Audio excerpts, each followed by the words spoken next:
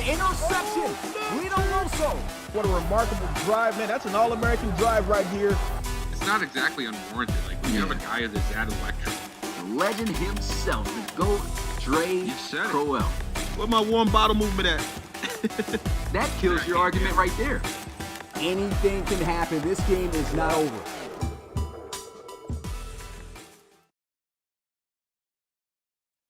What's good, Relocation Football League fans? It's your boy Smitty, joined here along with the Billster, and we've got Forbes. The Billster, that's new. The Billster. Billster in the building, man. And we got Forbes with us as well. Y'all saw last time his camera was tweaking. I just told him, hey, man, join with the phone. So we've got the audio version of Coach Forbes here, man. Glad to have you on here with us.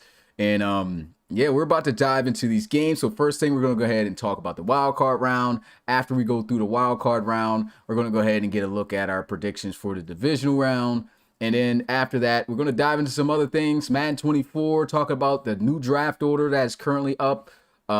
It's a lot, man. It's a decent amount of key points that we're going to be hitting on. Podcast really shouldn't take too long because, again, it's not that many games. And we're just going to dive right into it. Of course, got a different look for these wild card games due to the different graphics. So let's go ahead and dive right into those. And, of course, a good day for Bill to come back here on the podcast because first game we're covering, it's his game versus the Elks here, man. Put 30 clip and hit him with a magazine. Final score was 36-6. And man, it was CJ Robinson day because that boy went crazy. Daryl Johnson, you know, he came out with the jitters with a pick in the beginning of the game, but after that, I mean, he locked in the entire team. The defense was absolutely incredible, especially down in the red zone. Let's go ahead and get a look at the team stats here. I can show you guys just so y'all could look at this. I mean, 74 yards and, you know, 248 yards sound like an average day, you know, not too bad. But if you saw the game, a lot of, like, Darius Martin ran the ball. He was looking pretty decent, but they did not give him enough carries.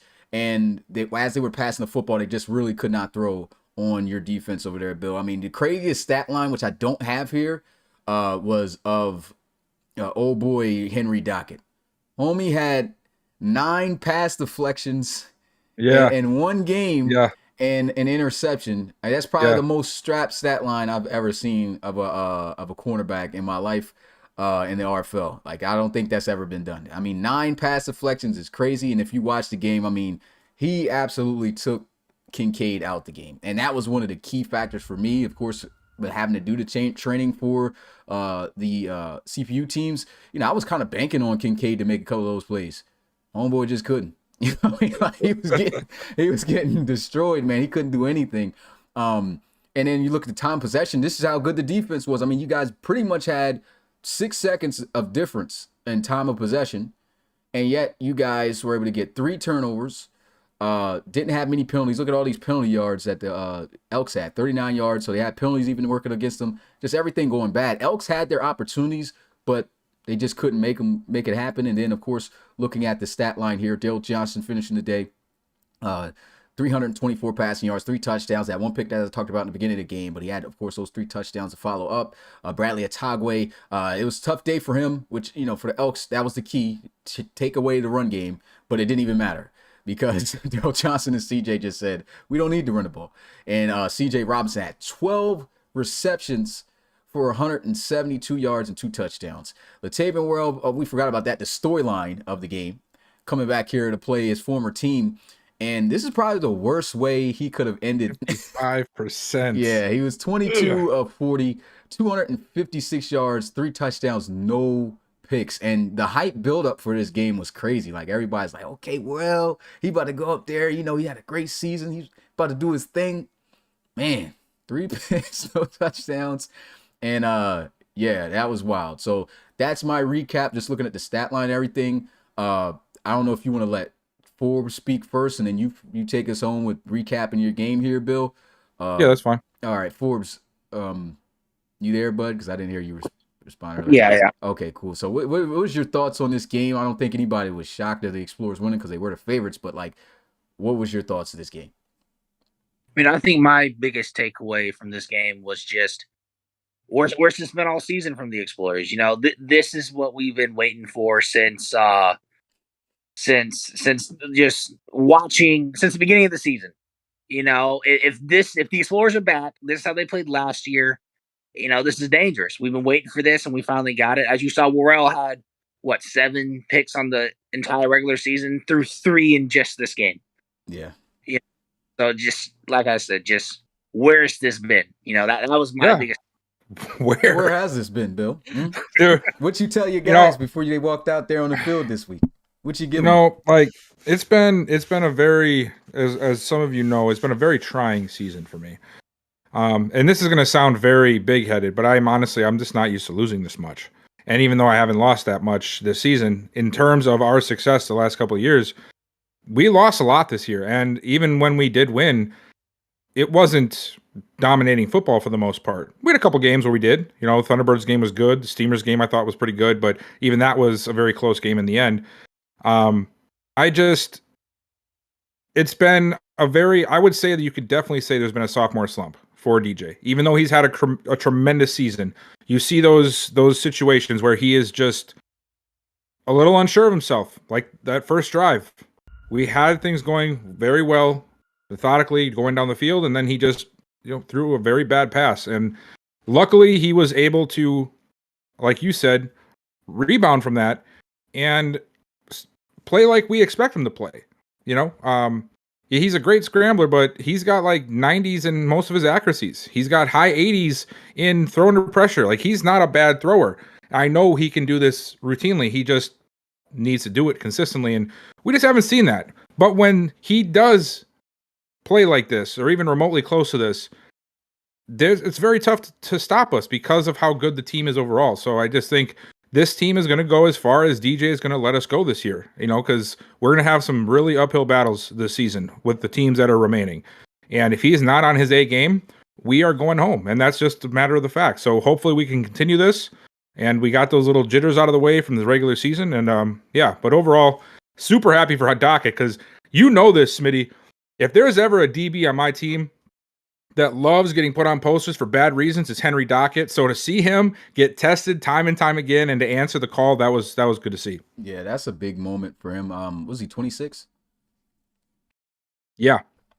Yes, I mean, that's a great moment. I always felt like you had the best cornerback core in terms of outside, in terms of the rest of the teams in the league. Now, of course, there was moments where he got bagged, of course, like you talked about. But I still feel like if he's playing like that, you already know his straps on the other side. What are you going to do? Go to the other side? Yeah, you can't do anything. The only thing you can rely on is the slot. And if the slot does his job, then and you can't really even survive off of that. So that's just how dangerous this team can be. Like you said, I honestly agree 100%. If Daryl Johnson is on his day, there's no team that can beat the Explorers. There's no team that can beat you guys. So we'll see, of course, how things go. We're talking about the divisional round. We'll move on to the second game of the wild card, and that is, man, get the bells out, boy. Sacramento Miners, man. Large. Man, the biggest deficit in RFL history, and I felt bad for Dunn, man. I really did, because, like, the first 2 games were close. You know what I'm saying? Like, it was like, yo, he could have advanced. This game here was like, nah, son. Like, your team's not doing anything. I don't have to play the bell. I will also bell Dunn, though, for this, because, as I was recording, because I had to record for his team, I'm like, bro, and I will say this. Every team that did this week lost. Guys kept selecting the hot team scenario. And oh, no. Well, they both, to be fair, I heard Baker hit it too. Well, either way, I mean, that's a dub for because it goes both teams, right? Because if one team does it, it automatically does it for both teams. Yeah, so it doesn't matter who clicks it anyway, whether Dunn touched it or not. Yeah, okay, cool. Yeah. Well, I saw that Dunn had pressed, so this was definitely a decision of Dunn's where he chose to do it, because after the game, I looked at it and it said, the RE, and then it said hot opponent. I'm like, he really chose this? And so that was the downfall for Miles McCain coming to this game, because for one, we already know that the Voyagers defense is crazy. We saw that last year. We still saw it this year. I mean, they had 3 guys in the top defensive lineman categories and tackles for losses and sacks this year. that's just ridiculous. And they got that type of boost heading into the game, and you could clearly see it was wreaking havoc on Miles McCain here. 51-3 the final score. Here's a look at the this crazy stat sheet. I mean, only 59 yards rushing and only 115 yards passing for the team. They had 6 turnovers. They turned the ball over 6 times. At least only had 5 yards of penalty, so they were disciplined while this was going on. But, I mean, the Voyagers, they just handled business. There was nothing that this offense could do. They were killing in all phases of the game. And so, again, I got to play a bell. Very tough loss here. Here's a look at the stat sheet. Miles McCain finished with those 3 interceptions, similar to Relo, but 179 passing yards. It was 25 of 36. And the run game with Damani Manuel, the run game really wasn't that bad for these guys, but still really couldn't get it going. Anthony Fry, man, shout out to Fry, though, because, this guy, this is actually his first playoff game. Remember, he was supposed to have his first playoff game his rookie year, but then he tore his labrum. But Labrams is fine this year. He comes out 8 catches, 65 yards, and he was balling with them catches, man. But of course, I'm pretty sure he would rather had got the win here.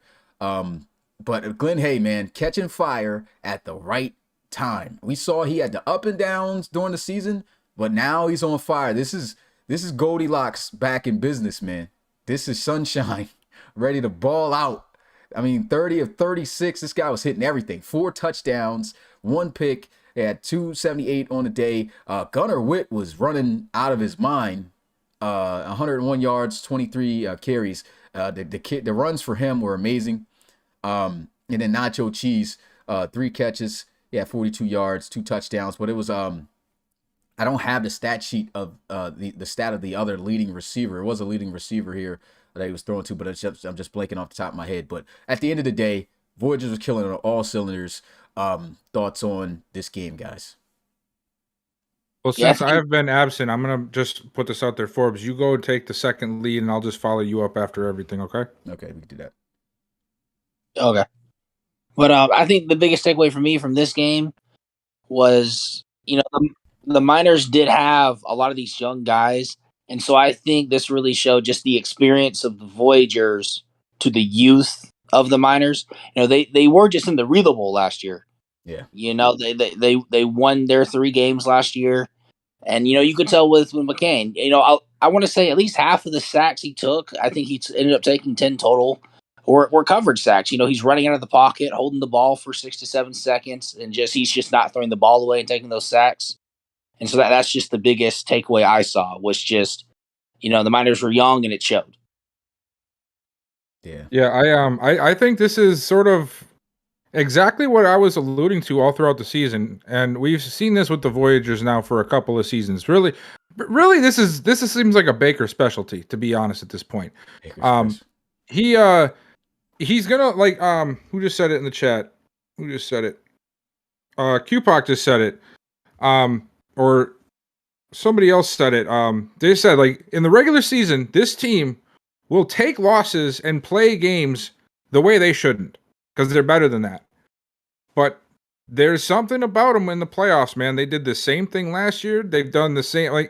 Obviously, the year before they didn't make it, but they know when to turn up, and they can turn up, and they've done it plenty of times. So, even though this team coming into the playoffs was I don't really know what's going to happen with them. They've been down a little bit. They haven't really showed too much of consistency. They find ways to start getting it going once the big lights come on. Yeah, and I will say this, man, for the Miners, man. Hey, it was definitely a great season. I want to give a big shout out to Eric Ashley and Anthony Fry for taking that loss with some class, man. Because I don't know what happened to the other guys, because from what I heard from the community, man, the other teams, they was talking trash. They been talking trash. They was like, hey, we them boys. And after this loss, I mean, I don't see some people that's usually in the chat no more. What's going on, man? Got to play the bell. Can't talk trash. That's the problem. Can't do that. Anytime that you talk got to be trash, consistent with it. Yeah, you can't do that, because now anytime that you talk trash, you're looked at as, oh, this guy's a clown. Yeah. I mean, look at Roland. Roland will lose, and he'll still come out the next day and say that you're trash and he's the best. And you got to respect it. At least he's consistent. If you're gonna talk it, you got to do it through the losses too. Yeah. So I mean, And then I'm gonna have to just to throw shots, man. Miners, stop taking stuff serious. Anybody who stop taking stuff serious. Hey, if they had won, I want to ask you guys. You think it would have been a Miners live that day? Oh dang! I don't know, man. I mean, probably. I think Miners live would have been on during man. this game. I'm gonna be honest. During this game, I reached out to Dunn because this game, like, Smitty, I know you've gotten your butt whooped by user coaches, but like when you are a coach of one team and you are putting so much into this, to get stomped like this, man, it is gut wrenching. So I reached out to him. I'm like, look, man, I'm sorry for how this is going. There's nothing you can do. You just got to sit here and take it because there's nothing going to stop it, you know? And it's tough. So honestly, I can't even blame him, man. If what are you going to say? What are you going to say? Get in front of your audience and go, I suck. Whole team sucks. Like, because that's what you're thinking at the time. You're not thinking clearly and rational.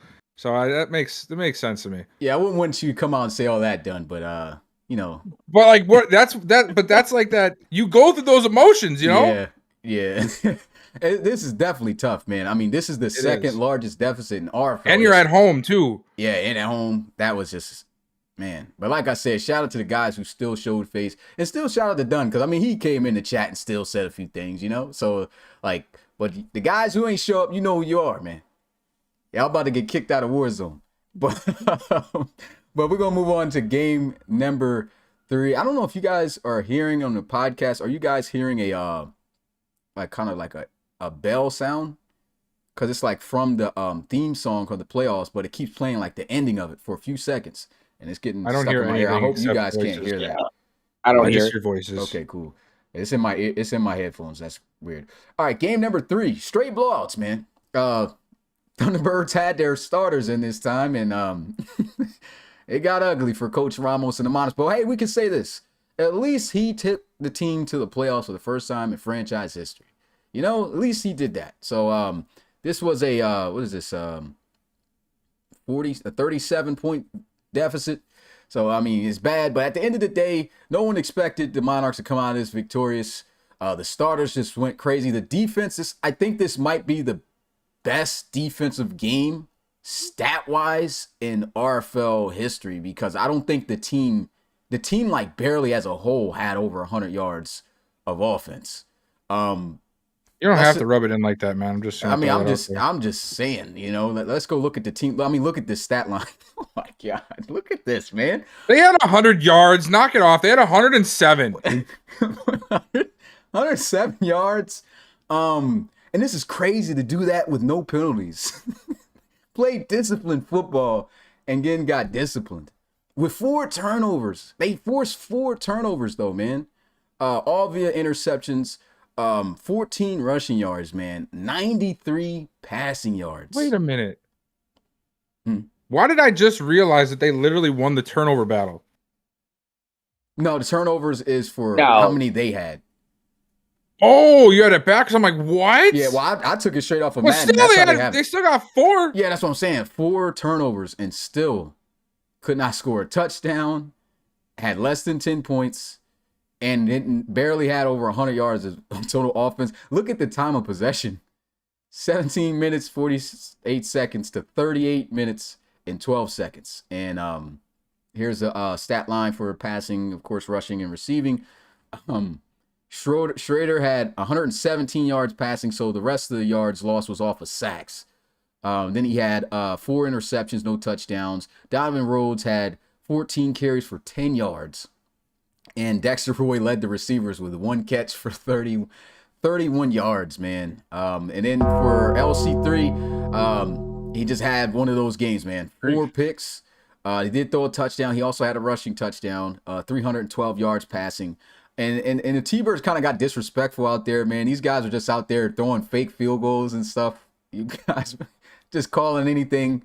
And then Marcus Knight, 27 carries, 117 yards, a touchdown. And Juan Chaney led the group with 10 catches, 101 yards. So not really too much to say about this game. I mean, it went down as expected, guys. That was tough, man. But I want to still give a shout out to Ramos for at least getting your team here. And yeah, hopefully you can do it again. What's you guys' thoughts? I mean, even though I know the score is closer on this one, I still feel like this game was much more of a whooping than the last one we just talked about, even though that was the largest deficit. Yeah. Like, if you go back to the stats real quick, it shows that Preston Schroeder threw for 30% on the day. Like, if you sat and watched that game, I'm not sure that the Monarchs offense had a chance at any point in the game. The only reason they scored 9 points was because LC3 threw 4 picks. Yeah. 11 of 31 is crazy. That's 20. Yeah, 35.48% completion. I have Neon Sports pulled up here, so if we need stats, just let me know. Okay. Yeah, so it's just, like I said, I know the other game was a larger deficit, but I feel like this was just so much more of like a thrashing compared to like there's at no point where I thought, yeah, the Monarchs are going to drive the ball down this time. Yeah, that was just crazy. Bill, what's your thoughts? We've beat up on the Monarchs enough. I'm gonna throw some positive spins on this one. Are you ready for this? Let's hear the positive. Here, I got one. So first positive. What's that? Oh yeah, William Marshall. William Marshall had 2 interceptions. Right? He scored 11 points in fantasy according to Neon Sports. Not the fantasy points. Yeah. Here's one. Nobody. Even though Juan Chaney went off, you know what? Not a lot of teams have been able to hold Sharkley in check, and they kept him under 50 yards. So we're going to give the nod there. And London Lions below 50 yards. We're going to give the nod there. And they almost brought out another showing of LC Sace. Yes, I said Sace, or otherwise known as LC6. So, good job. All right. Now let's move on to the next game. Which was I was trying here, man. The first close and competitive game we had of the wild card round. This was leaning heavily in favor of the Huskies, but then towards the end it got wild, where we thought for a second the Red Dragons were going to come back, and then Javonte Gibson saved the day with an interception. Final score 34-31. The Toronto Huskies have officially ended the undefeated playoff streak of the San Diego Red Dragons, man. These guys went 2 seasons undefeated back in season 2 and in season 5, and it came to an end in the first round here against the Toronto Huskies. And the crazy stat line coming into this game, guys, is that the last time both of these teams were in the playoffs was the year they won the championship. So that was a pretty cool stat line, I thought, coming into this game. Only had to be one winner. Huskies got it done by a field goal towards the end. And here's a look at the stat line. 51 rushing yards for the Red Dragons, 193 passing, and then he had 15 yards penalty. Both teams had 15 yards of penalties. 2 turnovers. The Red Dragons had 3 turnovers for the Huskies, but they still came out on top. 2 of those 3 turnovers came from the kick return fumbles. I mean, there was 2 returns. They fumbled it. Red Dragons scored. They kicked it off again. They fumbled again. And then that's when we thought, like, yo, the Red Dragons about to take the lead here late. And then they had that crucial interception. So that was very, very pivotal, almost a comeback there for the Red Dragons. 127 rushing yards for the Huskies. Leonidas was great running the football in this game. Set the tone with the two rushing touchdowns to start out the game. 281 passing for the offense. To talk about the 3 turnovers, had 30 minutes and 40 seconds of time of possession there to lead in that category. And here's a look at the stat line. I mean, Anthony Savoy, he still looked pretty good, though. He had some pressure, though, in the first half. I mean, he was 23-34, 222 yards, 3 touchdowns. And, of course, that last interception is really what cost him. But I would still say outside of that, he played as best as he could against a tough defense. DJ Scott got in the end zone for a touchdown, 41 yards. Obey Kidd got 2 touchdowns, 68 yards he had. And then Holden Wolf just, doing his thing out there with KG. 7 receptions, 83 yards. Didn't get to see the end zone, though, within this one, but he did lead the team. And Leonidas really is what, like I said, set the tone for this game. 22 carries, 126 yards, and 2 rushing touchdowns. So looking at that, guys, what you guys' thoughts on this game and the Huskies advancing, taking out those Red Dragons in their streak? Going back to those turnovers you brought up, did you know in these 6 games we had 5 kick return fumbles? No, I did not. That's a nice little interesting stat line there, folks. That's a Snapple fact if I've ever heard one. I don't know how many we had on the regular season, but that was a lot in one playoff setting. Yeah. There was 2 in this game alone off those returns. There's 2 in this. We had Severios. Yeah. We had 1 in my game. So they're just happening all over the place. Yeah. And that was total, you were saying, within the first round or just within the game? Yeah, and these 6 games, there was 5 kick return fumbles. Okay, gotcha. Yeah. Yeah, we'll talk more about those when we get to Madden 24 talk. But didn't that was the one that happened right at the end too against the Red Dragons, isn't it? Yeah. The Red Dragons were down, I want to say, by like 18 or something. And then in the fourth quarter, they forced a fumble, scored. And then like 4 minutes left, they forced another fumble and they kick off right after. And then, Savoy trashed the throw to Javonte Gibson side and it didn't work out. Yeah. So that was tough. That was tough. But yeah. Oh yeah, what's your take on it, Bill? I just think this was probably one of the, I mean, obviously out of the games we've seen so far, this was by far the best matchup because we know historically how good this Red Dragons team has been led by Coach Davis. And we know what the Huskies have been able to do this year thanks to the awesome offseason they had. And just to see them go up against each other, we knew it was going to be a big game, right? Mm-hmm. As long as Anthony Savoy played very consistently, which he did. Hats off to him, by the way, man. Like, this guy has gone through so much crap the last couple of years as the quarterback for the Red Dragons, but Coach Davis stuck by him, figured it out, and he actually, I think, had a really good season so far. So it's a tough break to lose in the wild card round, but overall, this was just a great game to see. And yeah, I mean, Huskies, I think we all expected the Huskies to make some noise in the playoffs, so not too surprising here, but yeah, overall, great game. All right. Excuse me. We'll go ahead and move on to the second to last game, and this was on Sunday, man. A heartbreaker for Coach Machiavelli. Another 2 rookie head coaches coming in and making the playoffs in their first year. Shout out to those guys. Shout out. Let's get hashtag Q. He says I'm out of here. Let's get hashtag Qbert or Q in the chat, and hashtag Ramos, man, for both those guys making it in. But yeah, this was a heartbreaker there for the River Hogs and Machiavelli, because this is why, even though the Celtic Tigers, it's a great job doing what they did, but this is why this was a heartbreaker. Look at this stat sheet. 2 turnovers. Well, the River Hogs had the turnovers, but the River Hogs had 20 minutes more of time of possession and only could get 13 points, had multiple opportunities to try to get some points on the board. And instead, the score ended up like this, 17-13. Last time these guys played, it was defensive. They managed to have the Celtic Tigers score 1 less point than they did last time they played. It was 18-3, and they scored 10, but still wasn't enough. So at least it wasn't a field goal fest anymore. We've seen a few touchdowns, but at the end of the day, Celtic Tigers were able to hold on, get the victory here. And once again, looking at the stat line, the run game was pretty much shut down. I would have to say for the River Hogs. For the Celtic Tigers side, I would still say that because it was a long 49-yard run for a touchdown by Trey Worsley. After he had that run, I would still have to give it to the River Hogs for shutting down the rest of that, because if you take 49 yards away from this, what was that, 26 yards? 12 carries. If we take away the 1 carry for 49, it's 12 carries for 17 yards. Yeah, so they handled business after that rush. But that rush came in the clutch, able to get the points on the board. Just 205 passing yards for Justin Jones. Well, as a team, because I'm pretty sure he lost yardage off the sacks.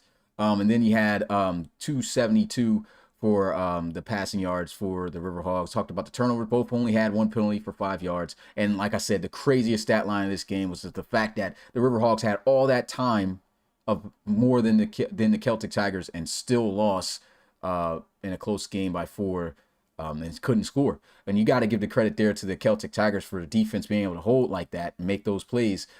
Justin Jones, he did have 223 towards the end there, so he had he lost about 18 yards off of sacks. Yeah, about 18 yards off of sacks there. DJ Barrow was their leading guy with 4 catches for 75 yards. I want to give a shout out to Rashawn Hale. The rookies stepped up. Tavion Blue stepped up, because that was kind of the biggest issue. Yeah, that was kind of like the biggest issue coming into this game, because they were without Angel Roseman, which we know him and Leach are a deadly duo. but he was out. And man, Rashawn Hale, the rookie from Arizona State, stepped up. Man, he had some big catches, 5 receptions, 75 yards. I thought he got in the end zone for a touchdown though. I don't see it on here, but I think he fell short or something. I could have swore it was him that had the big catch. But yeah, those wide receivers stepped up in a big way. Those young guys, and got to give them their credit. There's really nothing I can say in terms of any team really doing bad, of course, other than the Riverhogs just not being able to capitalize and get points. But what's you guys take on this game? My biggest takeaway is that Jake McBride has to play better. I know he put up all the 300s, not yards, that and the other, but when you hold the Celtic Tigers to 17 points, he's got to do better. I know he has a lot of a high completion percentage, but watching the game, I want to say of his 40-something completions, 35 of them were 5-yard curls. Yeah, he was checking down a lot. 6-yard pitch here, 7 yards there. So he's completing all these passes, but they're not moving down the field. They're getting 3 and outs. He's taking sacks. And I'm pretty sure he had both turnovers. He's the one who fumbled when they were in on the 30, about to kick another field goal or something. Just when a game like this, and Jake McBride is supposed to be his franchise guy. We know in the RFL there's all these elite quarterbacks here and there. Jake McBride isn't that yet, but he's also in that level. If you compare him to an NFL Kirk Cousins, to where if you get rid of him, you're probably not going to get anyone better. Yeah. Well, the issue. It's always got to be Kirk Cousins. I mean, it's pretty good analogy. Like every time we're talking about a quarterback that's middle of the road, mediocre, fumbling away sometimes, it's got to be Kirk Cousins. Yeah, it's got to be Kirk Cousins. He's the go-to. He's the default for that section. Okay. Well, we can also look at this with Trey McBride because this might be an issue for him moving forward. As their guy, because was he 27 now? It's going to be 28. He's not going to get any better than what he is. Look at that. He finished the year with 17 shout out touchdowns. to Ramos. Yeah, shout out to Ramos for the $100 dono. He said the work goes on. 99 or 99. Nah, I'm not gonna do him like that. I'm gonna round him up. That's my guy. You gotta pick your mans up sometimes. You know what I mean? Give him that. That says 100. Yeah, that's awesome to see, man. But yeah, shout out to Ramos, man. He said the work goes on. Monarchs and Riverhogs. Yeah, I mean Rover Dogs. Rover Hogs. Oh, Rover Hogs. Rover Hogs. Yeah. That's it. You're Rover Dogs. Rover Hogs for the rest of eternity. Man. Yeah, Hubert and the Rover Hogs. He paid for that to be your nickname, so. Yeah, literally, he paid. That's you. That's your team. That for you. So, but yeah, McBride finished the season with 17 touchdowns only. That was the fewest touchdowns of any quarterback that started the entire year. Fontanez or Santana finished with more than that? Yeah, he had 18. And even Trey Mason, when he got benched, had 17. So, I mean, that goes to show you how much it was a struggle for him. And, that kind of was the same thing that happened last year. He didn't have a lot of passing touchdowns, but that was because mainly it ran through Shivers had 30. Yeah, and Shivers had a lot of rushing touchdowns. And I guess they kind of went with that method here a bit. They did pass a little bit more, but it still was the same. He couldn't get in the end zone for a touchdown. So I think we've kind of reached that point for Trey McBride where, at first we looked at him like, okay, this might be I keep saying Trey. I don't know why. Yeah. But yeah, for Jake McBride, we've reached that. Drake.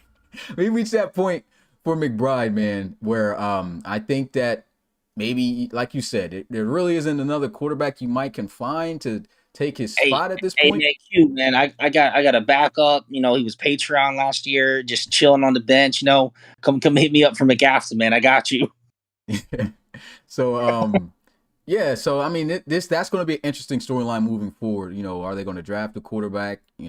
What's going to happen with McBride?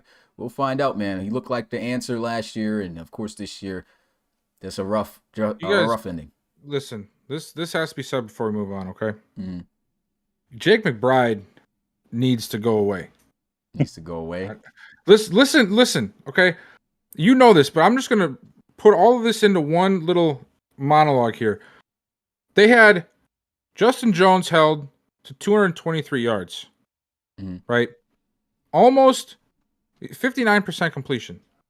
They held Trey Worsley outside of that one run to less than 2 yards a carry. They had 4 receivers go over 50 yards. I forgot Two to of them. talk about AW. Why did we skip that? Yes. He strapped up Matt Oh, Miani. Yes, that's what I'm getting Yes, to. he did. AW was phenomenal. The defense as a whole played great. Yeah. And then what happens? Jake McBride, whatever the heck his name is. From State Farm. He ain't got no McBride anymore. But anyway, he comes out here. You don't know what Dre Shivers' stat line was in the receiving game? What was that? Wasn't it like I'll 10 tell for you. Joe?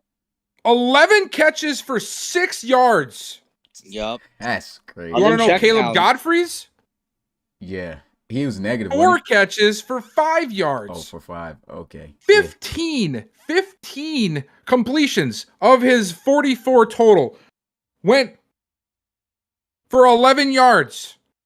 Yeah, that's, Like I was saying, they just weren't going anywhere. So I'm not even mad about Shivers. Of course he had a rough day. His quarterback's incompetent back there. yeah. I feel bad for QPOC. I feel bad for everybody else on the Riverhogs except that guy. And to top it off, he wears a dumb helmet with a dark face mask. He's got a really big head. Yeah. So there you have it. Bill wrapping this up there for the Riverhawks demise there in the wild card round. And the final game, man. Forbes, you want to make that? One second. Roland, how can you be the best blue team if the Huskies exist? There's like 8 blue teams. There's If the more. Snowhawks are there. If like, There's You can so many probably blue name teams. Almost every blue team. like you are Oh, man. Yeah, we get to this game. Probably is a bad time to come at Roland after this. But Yeah, No, Forbes that's just tried to fine. deflect. He tried to deflect. That's what happened there. no, I won 14 games. He won like 8. I'm cool. flex on him. But yeah, this is why nobody really wanted to see the Snowhawks in the first round. And I'm gonna be first to admit, I was saying this openly in the podcast, like for the T-Birds, like didn't want to see these guys first round either. The Snowhawks are a stacked team, and if these guys get it together, I mean, we could really be looking at this as the best team in the RFL. That's how stacked they are, man. Honestly, and I mean, they were the first team to knock off the Steamers this season, right?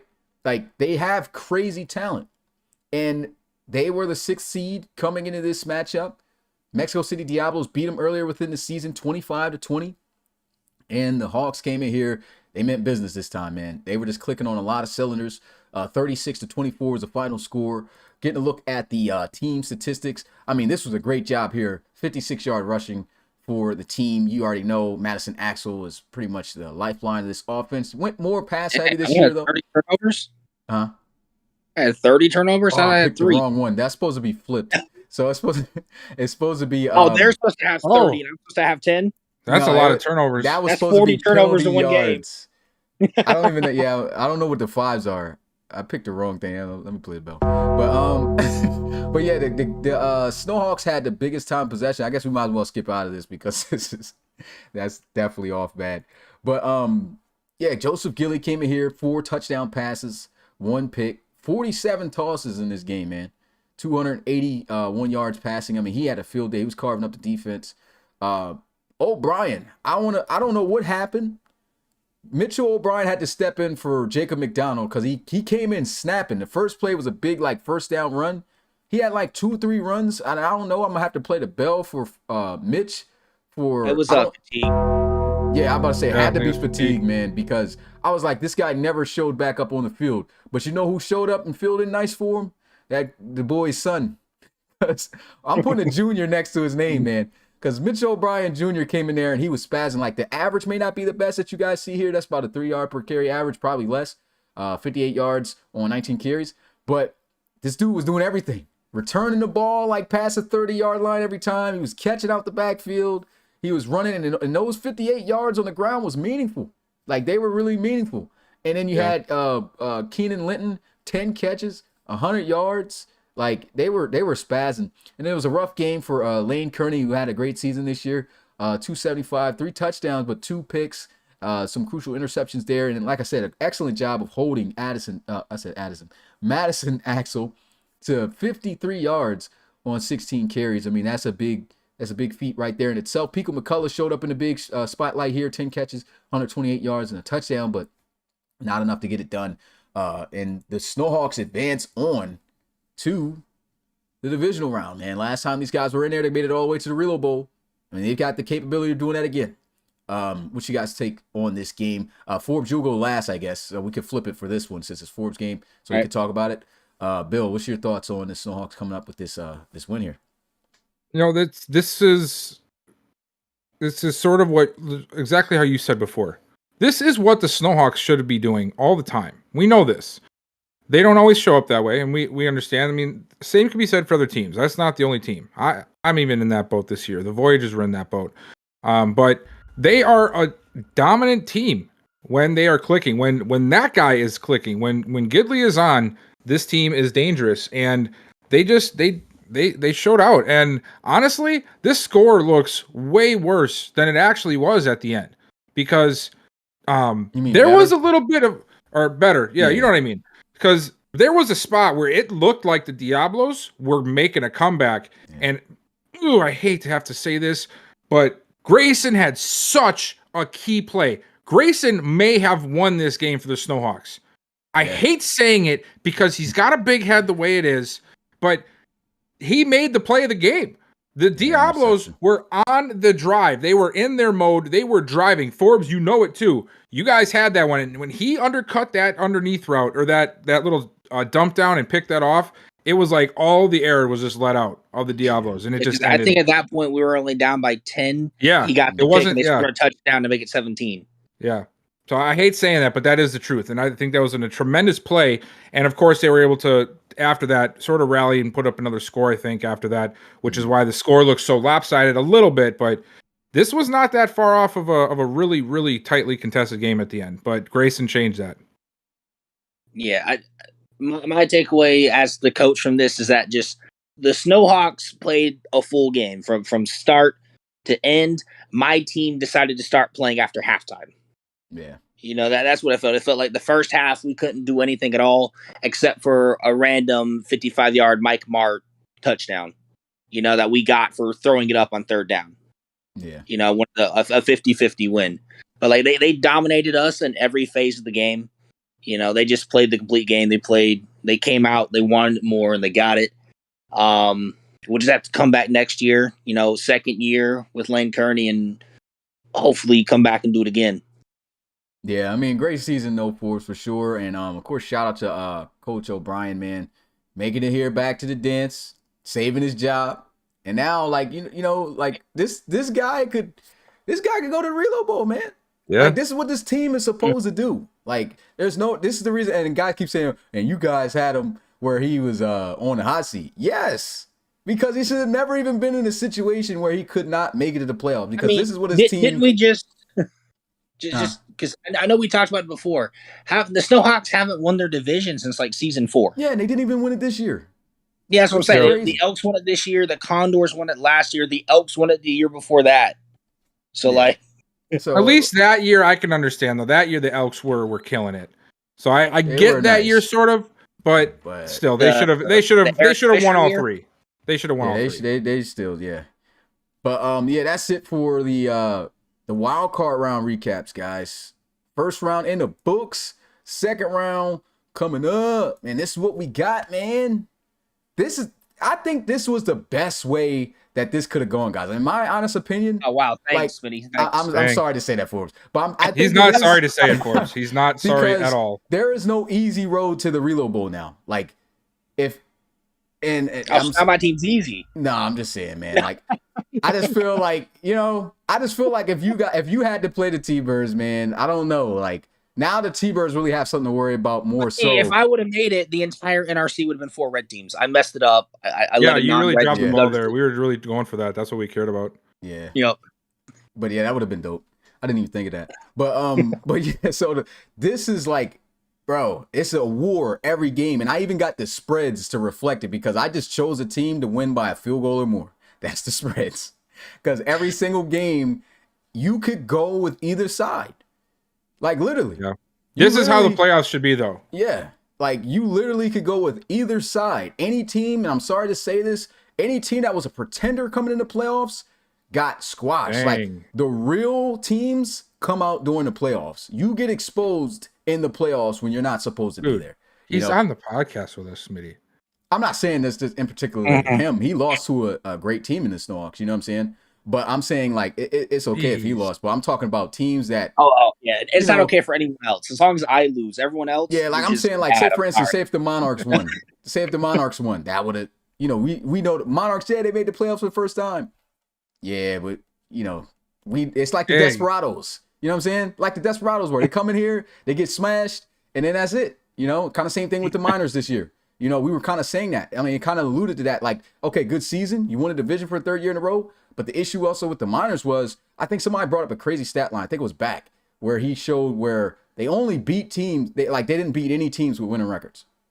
Oof. the Riverhogs. Yeah, the only team they beat with a winning record was the Riverhogs, and they won that game 7-0. So, like, I kind of already knew, like, it was going to be bad. I didn't know it was going to be that bad, though. I did not know it was going to be that bad. But same deal with them. Didn't expect them to be going to playoffs deep. Riverhogs look pretty good.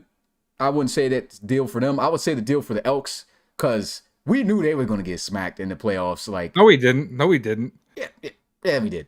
Don't put that on me. Don't start this again. We knew I had a down enough year where you stopped just assuming every week. No, just bro. let me be. No, this is what I'm saying. Even if they didn't play you, if they played anybody else, they probably would have lost, bro. Like, okay, they I'll weren't. accept that. This is what I'm saying.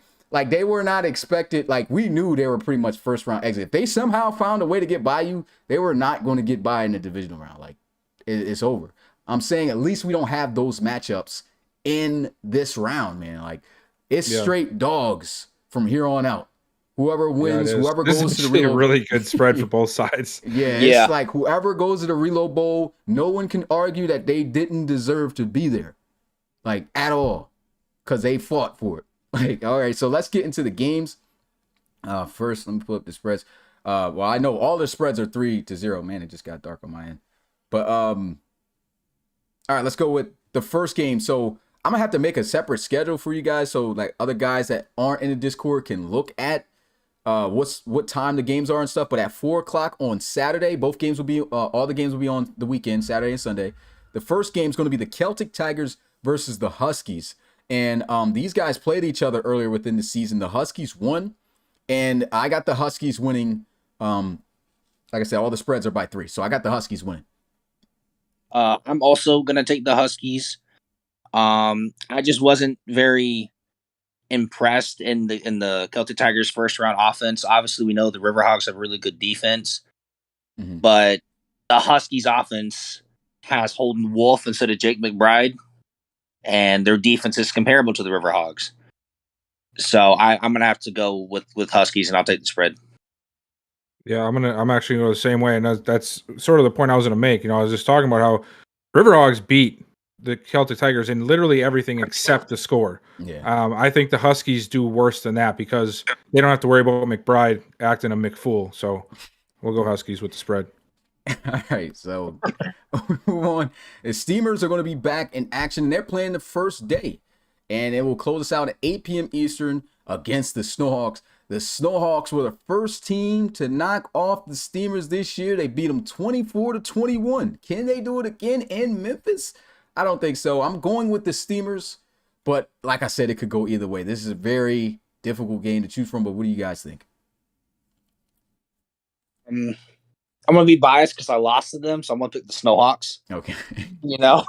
I'm going to have them make it. I think the biggest deciding factor in this game is going to be Nishan Richardson. Yeah. Whether he can disrupt Goodley or not and make it hard for that offense. But I'm going to go with the Snowhawks. I think I'm going to have to go with the Steamers. And that's actually the very reason why I'm going to go with the Steamers. Their offense is high-powered. We know that. They're going to put up points. We know the Snowhawks can put up points. But if there's one thing that the Steamers have right now that the Snowhawks do not have yet, it is an absolute monster in the middle that will wreak havoc in not only the run game but the pass game. Because this guy took Nathan Schmidt's amazing season from 2 seasons ago, which I'm sure you remember, Smitty, and he blew that out of the water. Yeah, he blew it out of the water. And everybody was worried about Nathan Schmidt. Yeah, everybody was worried about him that year. This guy is way better than him this year, and he is just I remember worrying so much the week I played the Steamers, man. Luckily, it worked out for us, but this Steamers team is legit. And I think because of that, he's going to put pressure on Gidley, and we know what happens with Gidley when he's under pressure, and then we're going to start seeing that the Steamers offense is going to start clicking. That's my take on it. Crazy thing is he had a great game against them last time, but the Snowhawks still found a way to win. So Dang it. Yeah, so it's going to be tough, man, to figure out how Grayson just went back and found out that I actually talked good about him. Dang it. I was hoping he'd skip that part. And listen, Justin, we know you got more than one player on defense, but he just happened to have the greatest defensive season ever. So yeah, I don't think you could put. Yeah, I'm not saying that you don't have anybody else, Justin. I'm saying you have an absolute game breaker for this season on your defense right now that just goes right into what you can do best to throw Gidley off his game. So just take the compliment, dude. Yeah.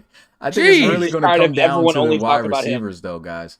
I think that, not the wide receivers, his DBs, because you know how much he loves Caden Blair. Yeah, if his DBs don't show up in this game, then that's the chances in which they lose, in my opinion. But I think that I don't see the Steamers losing twice in Memphis, not the 901.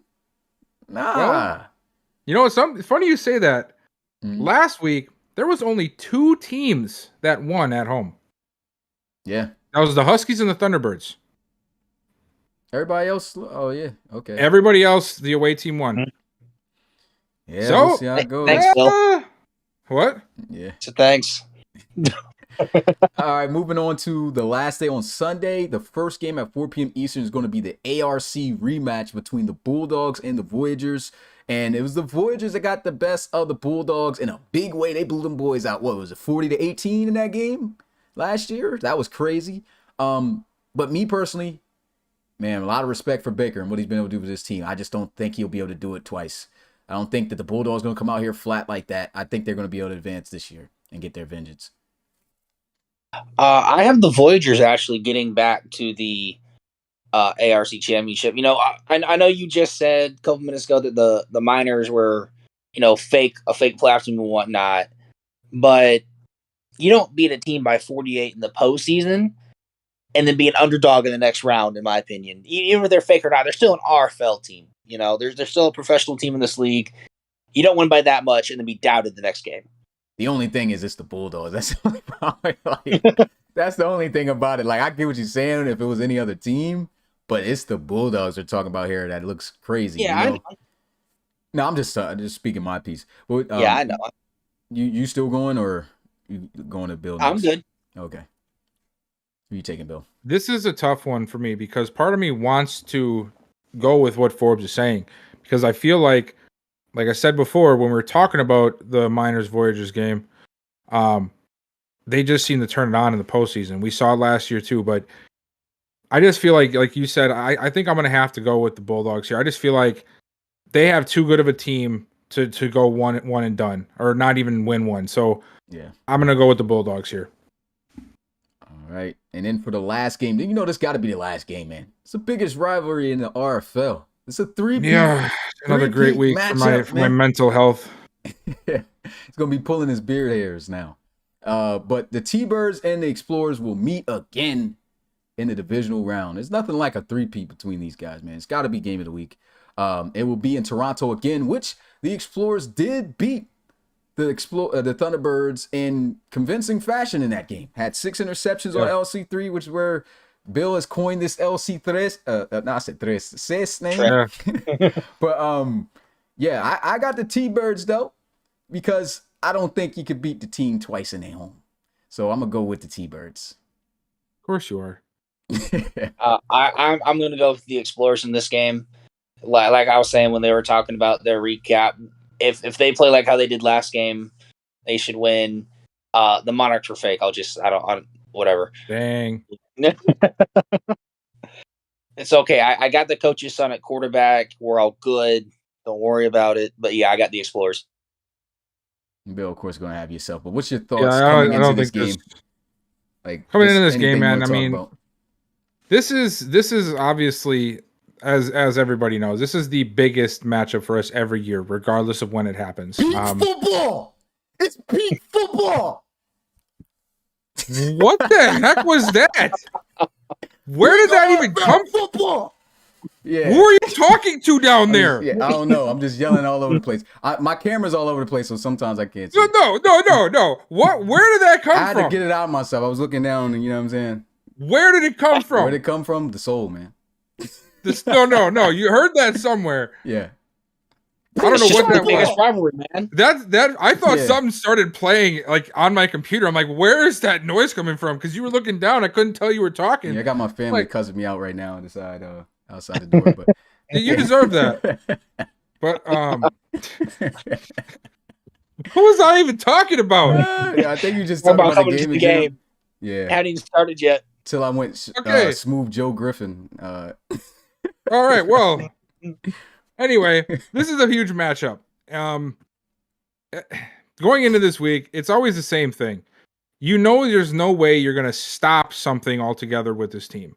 It's just trying to find a way to make one more play than them, make two more plays than them, because both of these teams, and I'm going to try to speak, obviously I'm talking about my team as well, but like both of these teams, they can playmakers everywhere. One play, boom, whole tide is shifting.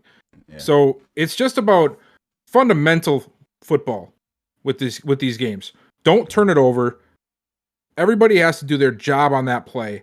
And even if you're not making 20, 30 yards at a crack, if you're just consistently playing well, that's the keys to success in these kind of matchups. So hopefully we can do that. Obviously we're going on the road. It's going to be a tough matchup, and you don't have to worry about me pressing the +10 on anything. Because then that would just be both of us going against each other with 5 or 6 99s, and that's just insane. Hold up, well, we can't do it anyway because remember we both took losses towards the end. You still got the hot Is streak, that right? Yeah. No, I was had about it to say. last week for the Elks, so no, I wouldn't have it done. Okay, cool. Yeah, I'm about to say either way we couldn't do it. I wouldn't click that joint anyway because that joint just now it's like, yo, it's really you don't know what's going to happen in that game. So yeah, that definitely has to be the last game. We can't assume that last game is going to happen again. You know, that's a fluke game for the Thunderbirds. Yeah, so I'd love to say it's just how good we are, but I'm not that naive. Yeah, and like I said, I recommend that anybody who gets a hot opponent scenario in the playoffs, avoid it at all costs. Do not click it, please, because it's gonna. It most likely will not be in your favor like you think it will. I did click it though for the Celtic Tigers and the Huskies game. Dang. The reason I did Thank that, you. though, He set you up. Yeah, the reason I did that though is because the Celtic He's playing Tigers. himself. That's two Yeah. CPU teams. Yeah, if the Celtic Tigers are able to beat the Huskies with that momentum, the type of momentum and boost that they'll get going into the ARC Championship is crazy, and they're already the underdogs. So that would be crazy if they come up with that upset. But if the Huskies do win, the Huskies win. It is what it is. But that's why I clicked it in there. That game's gonna be crazy. Nobody should touch it unless I decide to touch it for the CPU team. No, well, yeah. If I'm playing the CPU, the only reason I did it too was for yeah, the exactly. CPU team. Yeah, if that was No user coaches touch it, but I will. Yeah, but but yeah, nah. I mean, but think about it. That's a great scenario, right? Click it, and if they win, like think about the momentum they'll get going into that. They're already the underdogs, right? If they win that game, which they still have a bit of a chance, but really they're the underdogs. That's going to be a lot. Like, because if they got to see the Bulldogs for a third time, man, without any boost, I don't see CT You can beating talk them. till you're blue in the face, man. You set up the Rover Hogs. What you said, the River Hogs? No, the Rover Rover Hogs. Remember, he paid to have the name change. Oh no, I said I clicked it for CT though in the Huskies game, not in the River Hogs. Oh, I thought you were Yeah. talking about this last game. Okay, Nah, never mind. nah. Never mind. Nah, we didn't have that. Oh, so he set himself up. Okay. Yeah, so forget everything I said. That's why I was trying to see what you were saying. I was talking about the Huskies. Like, if I thought they you meant the beat- River Hogs game. Yeah, nah. If they beat the Huskies and they get that momentum boost, because the boost you get off of the hot streak, that can help them out tremendously if the Bulldogs do advance. So that's why I said it. I'm gonna take my chances for CT to do that, and we'll see how it goes. But okay, so let's get our predictions. Okay, so we got our predictions on who's going to go to ARC. Now let's give our predictions on who's going to go to the Relo Bowl here, right? So me and you, Bill, both said the Bulldogs, and Forbes chose the Voyagers. Yep. I chose I think we all chose the Huskies, right? I think we Yes. did. Yeah. Yes. So the Huskies, it'll be Huskies and Bulldogs for me and you, Bill, and then for Forbes, it's the Voyagers and Huskies. So since you're different, Forbes, if you had the Voyagers and the Huskies going at it, who you got advancing? I'd have the Voyagers as a 7 seed going to the Relo Bowl. Ooh, I like it. That would be so Baker too. Yeah, that would be crazy to pull that off twice. Yeah. Yeah. Okay, for us, it would be Huskies versus Bulldogs. I'm gonna be honest here. I'm gonna man. take Bulldogs. Yeah, Just remember, Timmy Merritt. Remember, Holden Wolf is fake from Coach Reed. You know. Yeah, Holden but see, this is the thing. The Huskies beat Wait, the what? Bulldogs already this season. But the thing is, with that type of team, I just don't see them doing that again. Unless Timmy Merritt has a bad game. Like if Timmy Merritt has a bad game, then yeah. But so we both got the Bulldogs going to the ARC. Forbes has the Voyagers. Huskies. All right. Bill, we already know what your choice is. Yeah, Well, it no- doesn't even pay to ask yeah. me.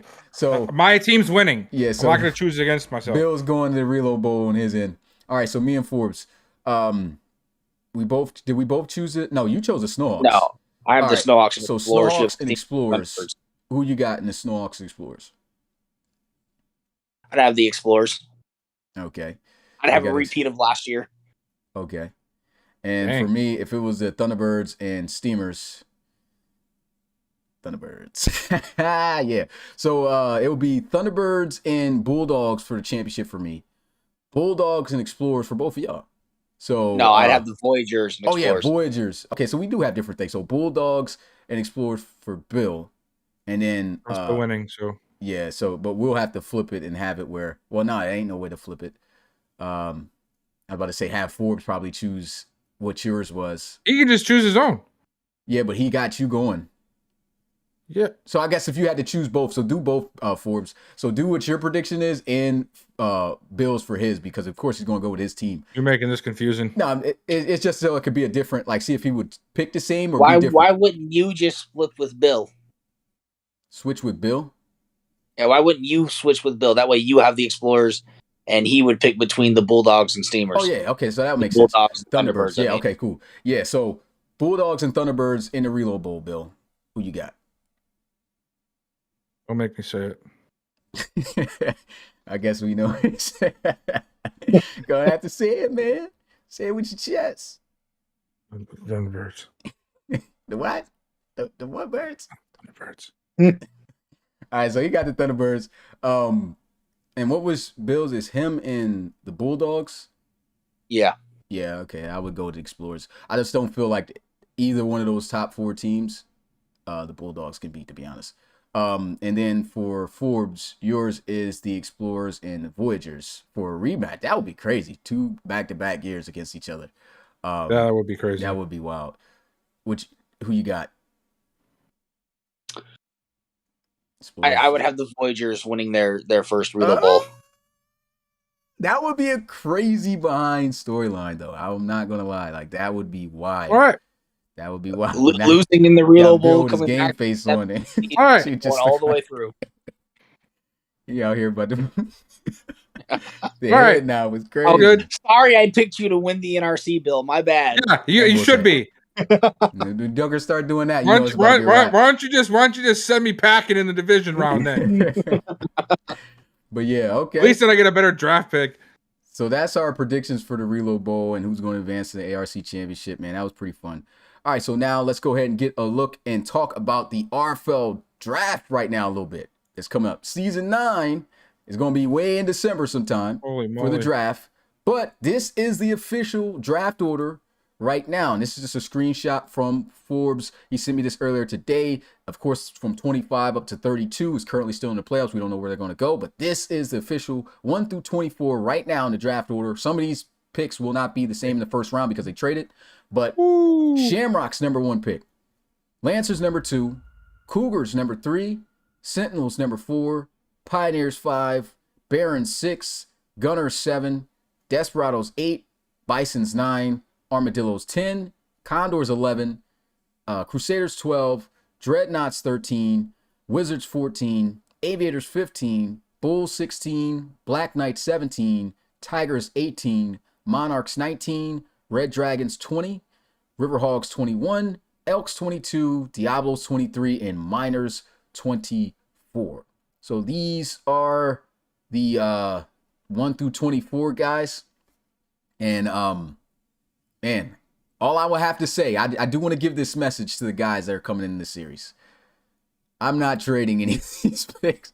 So you better get used to getting on the CPU team, guys. In the top 12, there's only 2 coaches. Yeah, so like just know for a fact, like I know the culture has been like, oh, I'm gonna have a coach pick me. No, there's no chance of that now unless you're going to the Sentinels or the Barons. So if you want a coach, just throw be really good, series. Just not the best. Yeah, just be like second or third best or something like that. Just know that you come into CPU teams. I mean, another thing, man, there's nothing wrong with that. There's nothing wrong with that at all. Of course, the coaches would probably try to pitch, be like, nah, you want to stay if you have to. But look, it's good. He says that, and you end up as Xavier Eves on the Pioneers. Who's balling? The team's not. Though.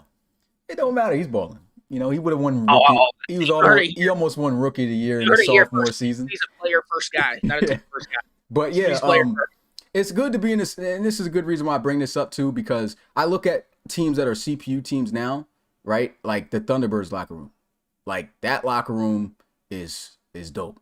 You know, like when you get on a CPU team, there's really nobody like around there, so you can create the culture. The Elks do this, the Cougars now do this, and I mean they're very active, and the culture is already set. You know what I'm saying? So like if you want to really build something, be active, be on these CPU teams, because eventually these teams are going to get coaches. You know, like I'm trying to fill these teams up with coaches, because honestly, like if it was up to me, I'd fill all 32 up and wouldn't have nothing to do with it, of course. But like that's different. I like that. But yeah, I just can't do that, because you got to find responsible guys, and there's limited guys that I've been able to run into as of late that knows how to manage and do this stuff. So who knows, that might open. I heard we could talk a little bit about Madden 24 in this sense. I heard that franchise mode might not be crossplay though, guys. It's not. It's not. That sucks. Nope. The only thing that's crossplay is head-to-head, and then the 3-on-3 thing that they're bringing. That new 3-on-3 thing is what sucks. Is Mutt? Yeah. Is Mutt? So Mutt's going to be. No, Mutt's going to be still just same system. Okay, cool. I was about to say they know daggone well if they had Mutt with it and no franchise, it was going to be a problem. Yeah, but crossplay is only online head-to-head, and then it's the new showdown whatever thing or whatever, that 3-on-3 thing. That sucks bad, man, because I really was looking forward to expanding the coach options to where you could go with PC or PS5.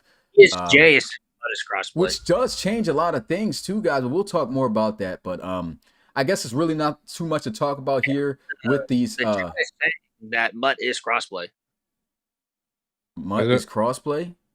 That's what they're saying in the chat. Well, I guess if it is head to head, then yeah, that sucks, man. Come on, man. How can't you do it in the franchise mode, man? That's terrible. Let me look at this. I will say with this draft order, though, if you would have told me the Cougars were picking third at the beginning of the season, I told you were crazy. Oh, yep. Head-to-head, Mutt, Superstar KO, and Superstar Showdown. That's the... So everything but Mutt. Well, everything but franchise. Yeah. Well, this is crazy here, too, guys, because based off that, because like I said, I was about to actually buy this game on PC, which I can't do that now because not all of our coaches have a PC, so now I have to get it on 5. But next year we're going to PC, guys, so that'll give coaches at least a year to buy that. So I've been made this announcement to guys, so honestly, guys should have been out there and got one, but yeah, so I won't buy the PC version. I was literally about to buy that today too. Like, good thing I didn't. So we're gonna have to stick with PS5 coaches here. Ain't nothing wrong with it, but it's just, would have loved to have a variety, like everyone be able to apply, which kind of sucks. But come on over to the PS5 side, man. Nobody want to play Trash Box no more, man. Come on. Trash Box. Yeah. We're not 12. Yeah. Xbox is over. 360 was the last good year for you. But anyway. Literally 2009. Like, time to catch up. Yeah, so get with the times. But anyway, yeah, so that's the draft order. Yes, Ramos, it's on 24 is on PS5. That's the draft order. And it's good to see teams like the Explorers or the Thunderbirds not in here in the top Oh, you 10. should talk. You should talk. Well, I only made one trade for the T-Bird since I got them. Oh, you act like it's just one trade. It was Yeah, one just time. one Do they have a trade. first-round draft pick this year? Jeez. No, I wasn't finesse. I finessed 1 year, and then on top Oh, of that, I thought you weren't finessing. what you talking about? A finesse got a first. You get a first-round draft pick as a alright. powerhouse team. That's a finesse. Don't matter how you got it, even if it was legal. That's a finesse. Well, I already have a trade worked out with the Shamrocks, so we're good. when was this? It's already happening, so it's okay. Yeah, we're gonna hear about Ooh, this. there we go, CP. That's what I'm talking about. Yeah. What? Core's going to trade with Bill again. He said PS4. He going to the PS5. What CP say? Nothing. That Core's going to trade with Bill. Oh, he said Oh. Four's going to trade Bill. Well, it's good because, Again. like I said, there's no powerhouse teams up here, guys. So now the better teams. This has been the kind of the problem with the league, man. Is that, you know, a lot of the powerhouse teams was up front drafting and getting the key guys.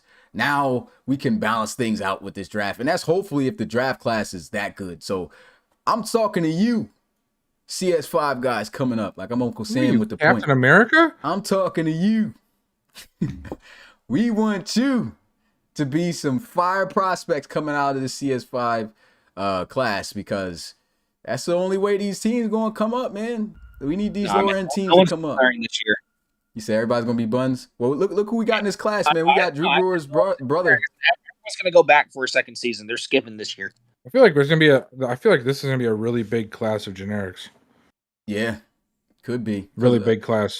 Yeah, definitely. Not just because you're doing the whole everybody thing, but like I was saying that we were gonna get another spike, but we really haven't yet. There's one more. There's another batch that I got to put out here soon, but it has not been.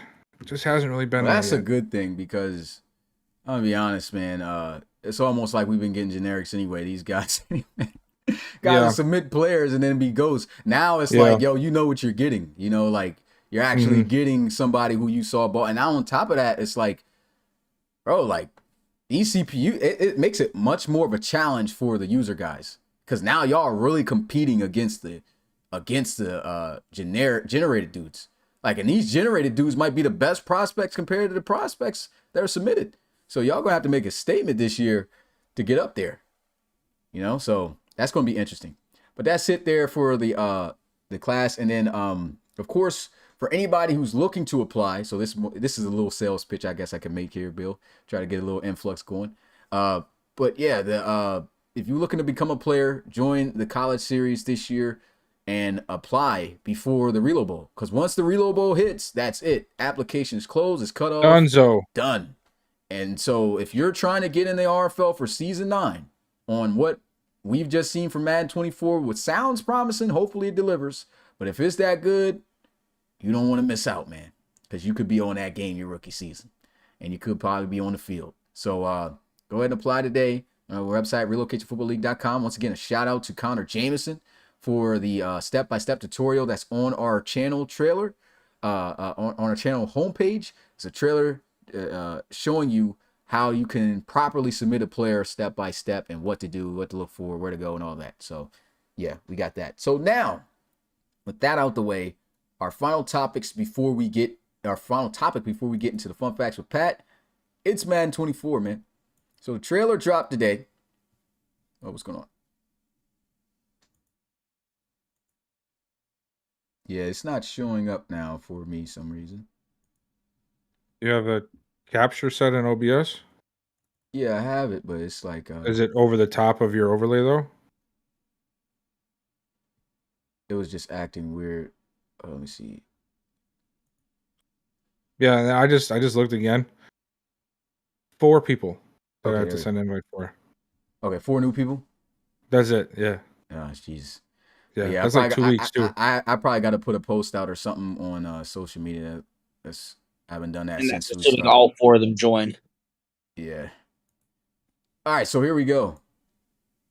This is, of course, Madden 24's page that they got coming out talking about, hey, Madden fans, it's the usual introduction and all that. This is the trailer. If you didn't see it, I'm not going to play it, so we don't get no copyright.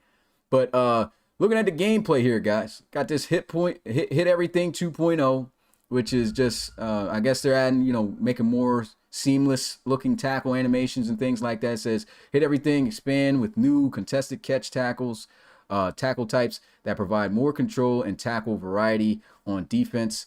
Tackle animations are selected more dynamically, which unlocks new and more fluid tackles interactions like wrap and scoop tackles. So, I mean, most of us are going to get the beta here, right? So we're going to be able to see this in full action. I'm pretty sure that we're probably going to be chilling in VC or something while we're, playing and just, discussing things like that. Just looking at everything unfold. But yeah, the tackles. What's your guys' thoughts on the tackles? And then, of course, the skill base. I mean, I heard that from the guys who played it already, it ain't that much of a difference. So it ain't too much to talk about here. It's just they expanded maybe a couple more features on the passing where you get to put it where you want. Is there anything you guys want to say on that, or we're moving on? I just want to make a point to say that we've had patch notes in the past, especially after beta starts already, or after the game just drops and they're talking about their next update that's coming. That'll talk about, like, I've seen a lot of this on Twitter today, and I feel like people are misplacing this piece that we always hear from EA. Everybody's like, oh, they always say they tweaked this and they tweaked that AI. They've tweaked this. They've never, in my memory, in the last few years, put that as one of the key pieces on their first reveal. They've mentioned it in patch notes and upcoming updates, or maybe once the update drops, or after they've had people complaining about something after a beta release, and they're like, okay, we're working on the AI for this, it's coming.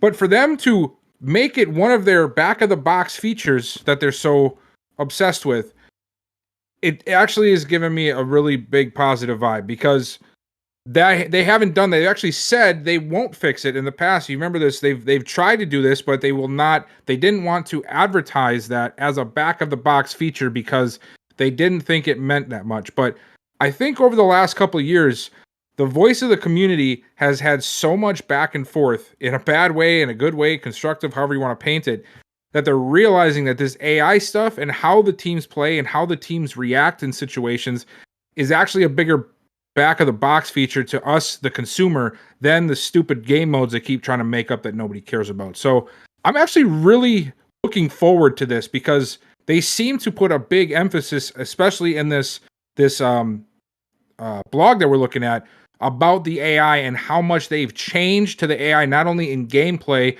but also decision making. So I'm excited for that. I really am. Yeah. Boys, you want to add anything? Yeah. Well, we're about to get to that part, because I mean, that's, like you said, literally the first section that you see here that they hit on says foundational football. But before how'd that go? Foundational. Yeah, foundation. Foundational football, man.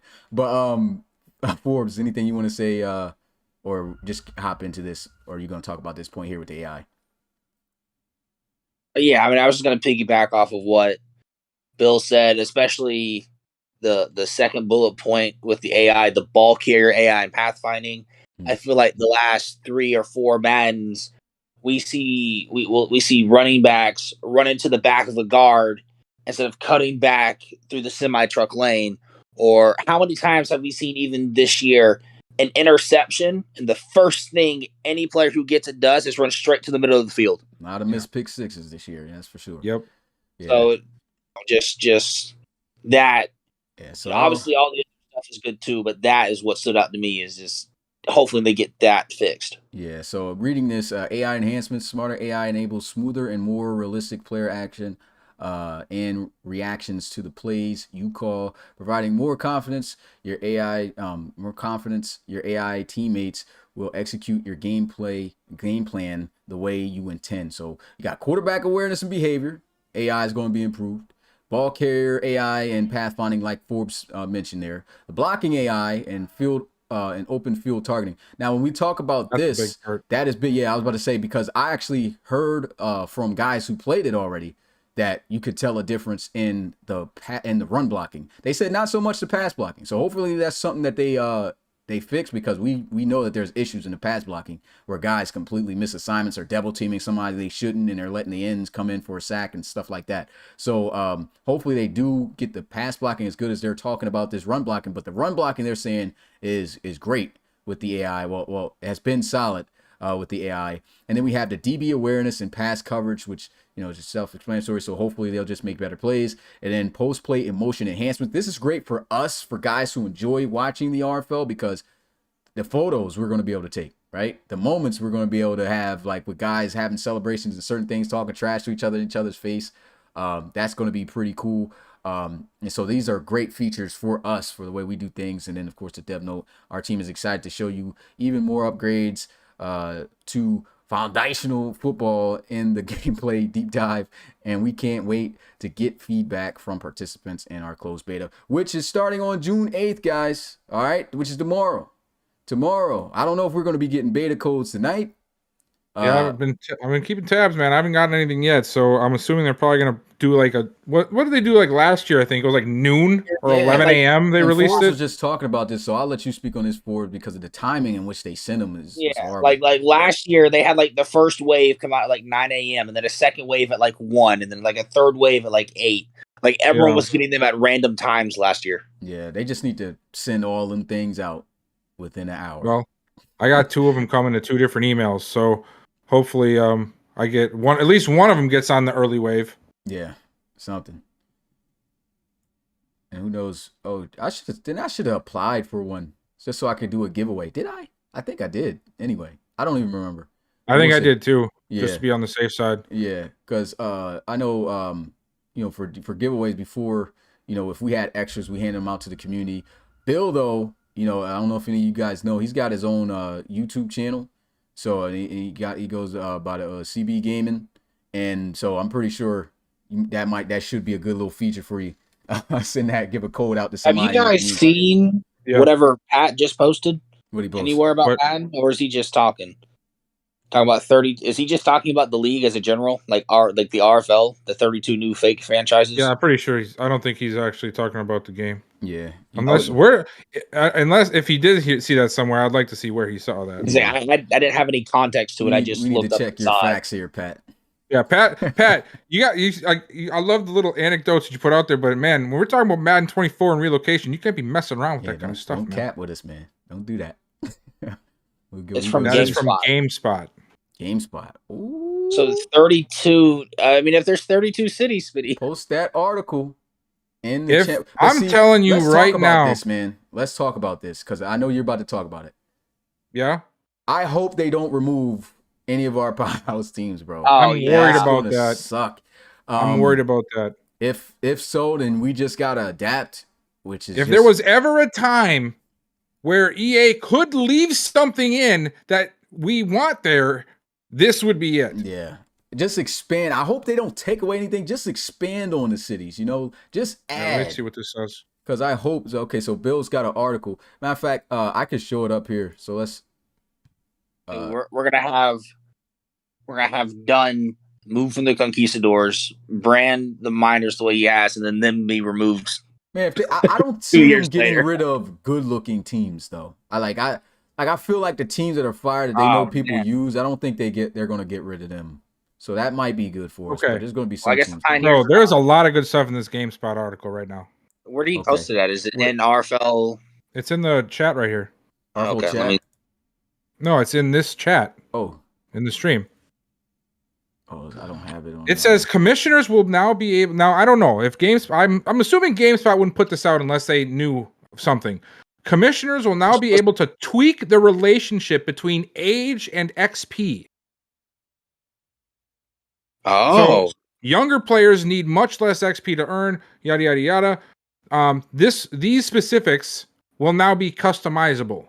Now, again, if GameSpot is correct, that would be huge. Yeah, the reason why is because think about the top, like the players that we have that have high overalls in this league that aren't playing well, and we can make it like much harder for them to get upgraded because regression sliders will be a thing and they'll be adjustable.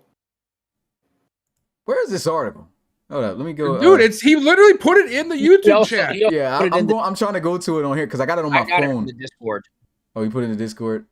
Yeah, I got it from I'm the up here pulling up the whole chat. Hold up, is that 20 likes? We got 40 something hits in here. Y'all better turn us up. What's up with you? What's going on, man? Play the bell for the community right now. There's a What are toggle. factors? I think Forbes mentioned this before, but I'm just seeing this again. There's a toggle for 40 something the hits in here. AI Y'all or the better turn us up. CPU to What's adjust up with you? depth charts, going on? where you can turn off their ability to touch the team at all. You So can no turn. depth chart reordering. It looks like you can turn off the momentum bar. You can, yes, that's another one. The momentum bar is supposedly able to be turned off. Thank God. That's going immediately. Immediately, guys. Nobody in the league wanted that. It's going. That is going. All right, I'm gonna just let y'all talk because this article is kind of just showing up ugly on So it. decide to bring back and expand. So now they're bringing back and expanding the mini games, including weekly practice drills, which had become automated in recent years. Players will still be able to choose focus players each week, but the process of improving them will be done manually like it used to be. Going back to a couple of years ago, remember we had to actually do the drills before. Well, that's good. Additionally, training camp has been added to the game, giving franchise players more activities to do between regular seasons. So that's something we're going to have to figure out how we can do that, man, because I think that'd be a really cool feature for all the teams to have, where we have like maybe a 2-day schedule where they're allowed to do the training camp, and they can choose, like, I don't know what it's going to be like. Obviously, I'm just spitballing, but they can choose 3 players to put through their training camp ordeal, and then before we get to the real season or something like that, or whatever the case is. But And this last paragraph is the relocation stuff. It does say 32 new fake franchises. Dang. Well, divide that by 3. That's 10 cities. What? Well, every Well, it city doesn't has- matter if it's 32 new. Oh, I That see what means you're 30 saying. there If should- there they're should- adding 32 or Yeah, because replacing them. That probably that sounds like to me that they probably removed some others. That's what it does sound like to me. Oh. Well, hopefully it's the Pioneers. Yeah. Yeah, we've been talking about the Pioneers. If there's any team getting relocated, it would be them. We was talking about moving them to the Flyers before. So, yeah. Stein already called Germany for the Tigers. Yeah, it says, I'm just going to read exactly what it says on that last paragraph. Yeah. Really. Lastly, for players who prefer to move their teams and start fresh in a new city with a new team name and jerseys to match, 32 new fake franchises have been added to the game as options when you're packing up and heading out of town for new horizons. For such fantasy-minded players, a snake draft option has been added to fantasy drafts, finally mirroring the popular draft method of fantasy football players. And then it goes on to superstar mode. Which that's another big thing too. That tells me, bringing bro, back superstar I mode. kind of feel like I think that tells me that you're definitely going to be able to have 32 teams in a franchise. And the reason I feel that way is because the fact that they brought up the fantasy football thing, I don't see why they would bring that up and have it where not every team in the NFL could be relocated or changed. You know what I'm saying? So, like, the fact that it's a fantasy thing and you can have every you would team. do the fantasy draft before the relocation stuff, though, because you have to draft. Yeah, you have to do your fantasy draft before you start the franchise. Yeah, but I'm saying about the fact that they mentioned it with that tells me, well, I think tells me that you should be able to have every NFL team change into something else for the fantasy, like for the full fantasy experience of 32 teams. Not officially, Polk. We'll find out tomorrow. But it sounds like we're gonna get one file. Yeah, but man, I hope hopefully they literally just added, but this could kill us.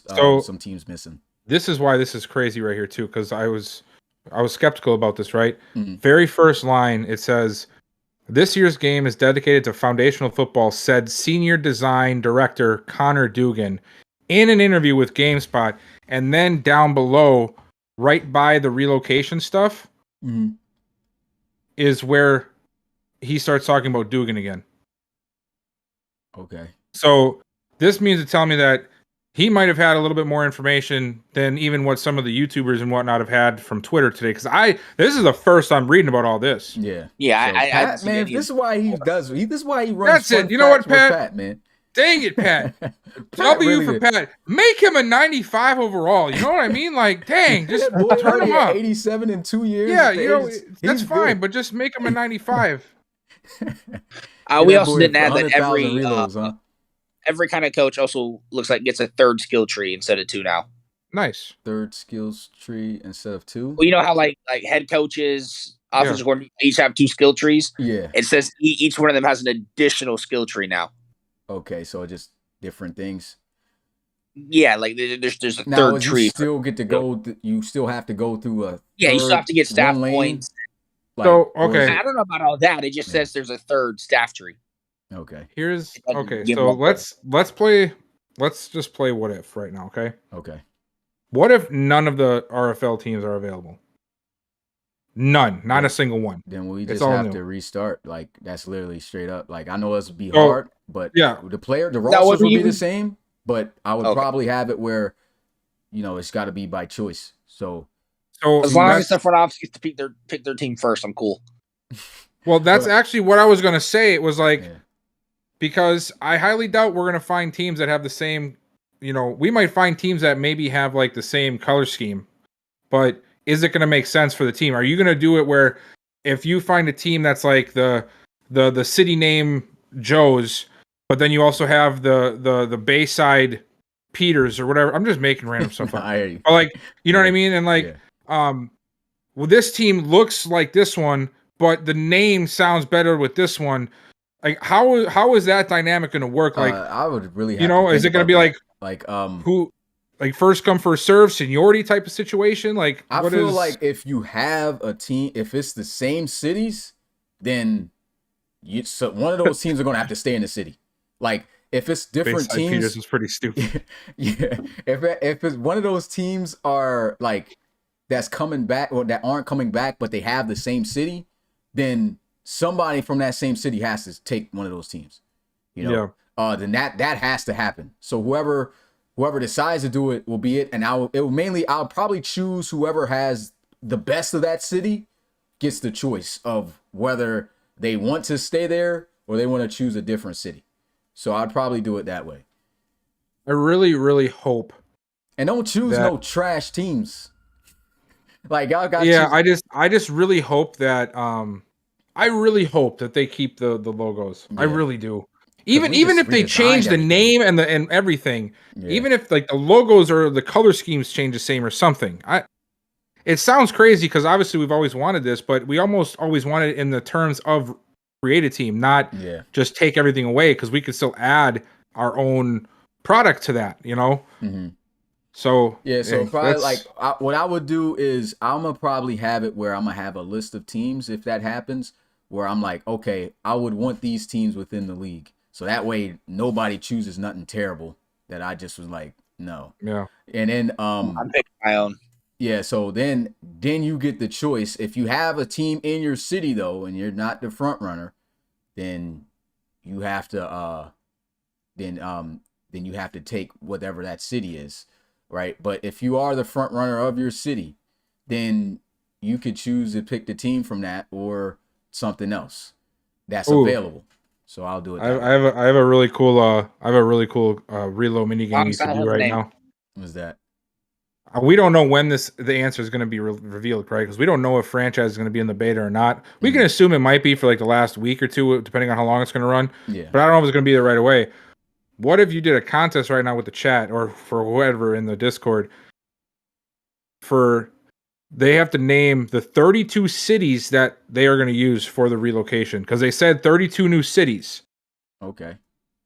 And whoever gets the most answers correct wins like a big pot, because that's a big project. But like, you know what I mean? Something like that. So is it like something they would send? You saying like they would send in Like Discord? almost like the top 10 draft, like when they had to guess the top 10 draft, they have to guess what 32 cities EA is going to choose for you to be able to relocate to, and then whoever Okay. gets the We can best put that on answer, the social correct media, too. answer, Uh, gets I don't know, Roland, 5,000 reloads or So something. I'm 'cause gonna do that's it for a only big list. Discord then. So that's a Discord exclusive.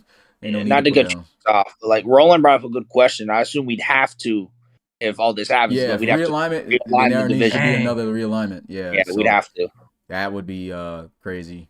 So we got some work probably cut out for us in this front office when it comes. Let's to hope this that they have franchise available right away, so that way we I can think try they and will, formulate bro. a game plan. Yeah, because there's no way with how they much should have emphasis all is this. on it this Yeah, I year? was about to say, yeah, they talking way too much about That's it. what I said too. I actually just tweeted that today. I said, with all the crap that's happened this year, they better let franchise be critiqued like crazy with this beta. Yeah. Because that's been the biggest issue all year. Yeah. So I mean, this is a good sign, guys. Like I said, things might change. The roster's still going to be the same, guys. It's just that if this happens, it's going to be just a different look. I'm probably going to have to get with Bees to design some new logos because I would love for him to be the design man like he was originally for what we created. But if he can't, then I'm just going to have to go out there and get some new ones. And yeah, hopefully they look dope. You use AI Yeah, art. I'm about to say, and then using post it AI. on Twitter, and then we'll start like controversy. I got a thing coming too for you guys. After the season, I'm really going to run an AI series, like a little mini AI series for the college series. And you guys are going to be live with me. Like for anybody who wants to watch live to see how the college series generic is going to get generated by AI. Oh, yeah. I was thinking of doing that for my channel. Like for some of the prospects, like write a story about so-and-so for this and what their background is or something like that. And that's cool. I'm definitely going to do that. Like what I'm going to do is once the series ends and then we see like what the spaces are, because some of the names we got in the college series right now are trash, like really trash. Like we wiped out all the real life players, but the names are really, really bad for most of them. I'm gonna just say like, generate the starters for this team or whatever. Banks Long again. Like names like that. Yeah, it was terrible, man. Oh god. Yeah, they were horrible. But I'm gonna just Lawrence. Yeah, I'm gonna have it generate the and then also come up with the top 5 like ratings. So they'll also have ratings in which like it will be generated that the AI will choose. And then if their attribute that they say that they're best in isn't higher than what they provide, then I'll jump it up to that. If it's lower, then I'm gonna just leave it as it is. But yeah, it's going to be... Actually, that's not a bad idea either. Pat just said, let the community come up with some names for the generics. I might draw a little bit more ties to people showing up for the only games. thing is that, people will have those... Like, then that will take away from the AI series, because I know that AI is a searched thing. You know what I'm saying? Like, so that will really be something that moves us.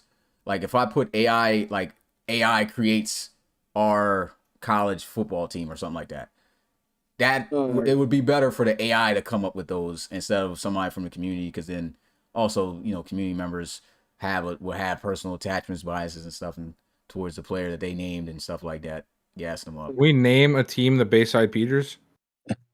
I mean, when they bring Create a Team back, you can put that in your series over there. To answer put that in the college football game. If the team's there, we're not just going to relocate them to relocate them. Like if the Explorers are there, they're going to be the Explorers. This is if they're just all gone and we have to pick different cities, or because they added 32 new cities, they get rid of 16 of the old ones. Yeah. I don't feel like they're going to get rid of everything. What'd you say, Bill? You look excited about something. What Bill just said, what if there's a Wisconsin team? I'm taking them. I swear, if you pick a Wisconsin beer drinkers, the Wisconsin cheese curds, I got them. Put a cheese curd on my helmet. Call me happy. That would probably be... I can't even imagine what they would come up with that, Bill. But that's a whole state though. So like they would probably come up with like one of your cities, but don't you have like the craziest city names over there? Yeah. So like, but we have normal ones too. Well, what's a normal city? Green Bay. That's pretty normal. Oh, Green Bay. Yeah. Then we got Green Bay though. You hate Green Bay. I do. So I wouldn't. Yeah, but that wouldn't be a thing. So it'd have to be Milwaukee. Oh, Milwaukee ain't bad. Yeah, I like Milwaukee. I mean, they could do Madison. Madison's obviously the capital, so that would make sense. Okay. Oh, you can get Madison Axles. Madison Axles. That's dope. That was no. That's dope. I think we're gonna go with that. It's like that. But okay, yeah. So looking at this, back into this. So this Sapien technology, it says a leap forward in character technology introduces new automatic anatomically accurate there you go. NFL player skeletons on PS5, Xbox, PC, and all that stuff, the next gen stuff, versions that are more responsive and represent true to life football, the true to life player motion. So, what's you guys' thoughts on that? Like, do you think running is going to look smoother? The body types. So- when looking at the trailer, though, I ain't gonna lie, the shoulder pads look a little bulky. Yeah, they do. They look worse than last year. Yeah, somehow. If you read the description Yeah. on PS5 for the Sapien technology, Mhm. it talks about how bigger players are going to play, how bigger players are going to play bigger, smaller players are going to be smaller. So, like, you know, It's gonna be based Derek- off of their like size. yeah, like their actual physique, their height and weight, like actually matters again. Mhm. And said That's so good. we shouldn't see like Marcus Knight trucking DeMarco Landolt for no reason now. What you're telling me is Tyke Will Jones is gonna stop looking like 280 pounds, Yeah. and he's actually gonna look like he's 365 pounds. I mean, that's what this says. Perfect. Drafted him for a reason. Yeah, so that's pretty cool. Then the crossplay, we just talked about that. Can't play it in our version of play. I mean, it's cool that's in the game, but won't affect us in the RFL. I swear to God, if we get another year where all of the player models after the NFL stars have calves the size of most people's thighs, I'm gonna drop kick somebody in the forehead. Yeah, I didn't pay attention to that in the trailer, but it was the shoulder pads I saw the most. That was just Yeah, like, the oh, man. shoulder pads look like a mixture between 2 years ago and last year's. I think what I seen where they got big though was when they went up like this, which I guess that would make sense because shoulder pads does do that. Like, But nobody has the shoulder pads sitting off the shoulder like that anymore. It's like up on top now. You know, it's like it's taller like right here, but it's not off the it side of probably the won't arm look anymore. like that without like not in a tucked version. But if you got the standard or long, it'll probably look like that. We'll see. What did Patches post here? Okay, so we talked about this return of superstar mode, so that's dope. Oh, Hey, I'm gonna say this too. I was just talking to Forbes earlier about this. ooh! What? Sorry, Patches Madden School just tweeted out about 2 hours ago. Relocation. Beta is targeted to go live at 12. Like midnight or noon? No. Tomorrow, like 12 p.m., like noon. Okay. But it says franchise mode and practice mode should be in on day one. And then they're going to release like the league and the showdown and ultimate team in the future. But right away from day one, franchise should be available. That's good news. That's good news. RFL, bro, we about to be in there heavy, boy. Dang. We about to I'd be be in on there sick this- heavy. I In might the be call sick all tonight. day. In the call all day, bro. Oh, I'm supposed to work tomorrow. Dang it. I think I'm getting a fever. My man's getting symptoms, man. If he need anybody to call for reference, I'll be the guy. Yeah, this is Dr. Schmitty. He's got He's just dying. I got a mean doctor too who can write up some good notes. Had that thing transferred, or take the picture before you just send it to him. yeah, right. We can't do it. Yeah. It says this came from Florida though. Nah, you know. don't mind that. Telehealth. You know, it's a doctor, phone doctor. Yeah. But yeah, so that's gonna be dope, bro. It's about to be crazy tomorrow. Yeah, and tomorrow's a big day. there's no playoff games tomorrow for the RFL. So like we're cooling. Like Yeah. oh yeah, it's about to be lit. VC all day. Hey, and you already know if we in the VC with it, don't clip nothing because if your account shows up, you getting banned.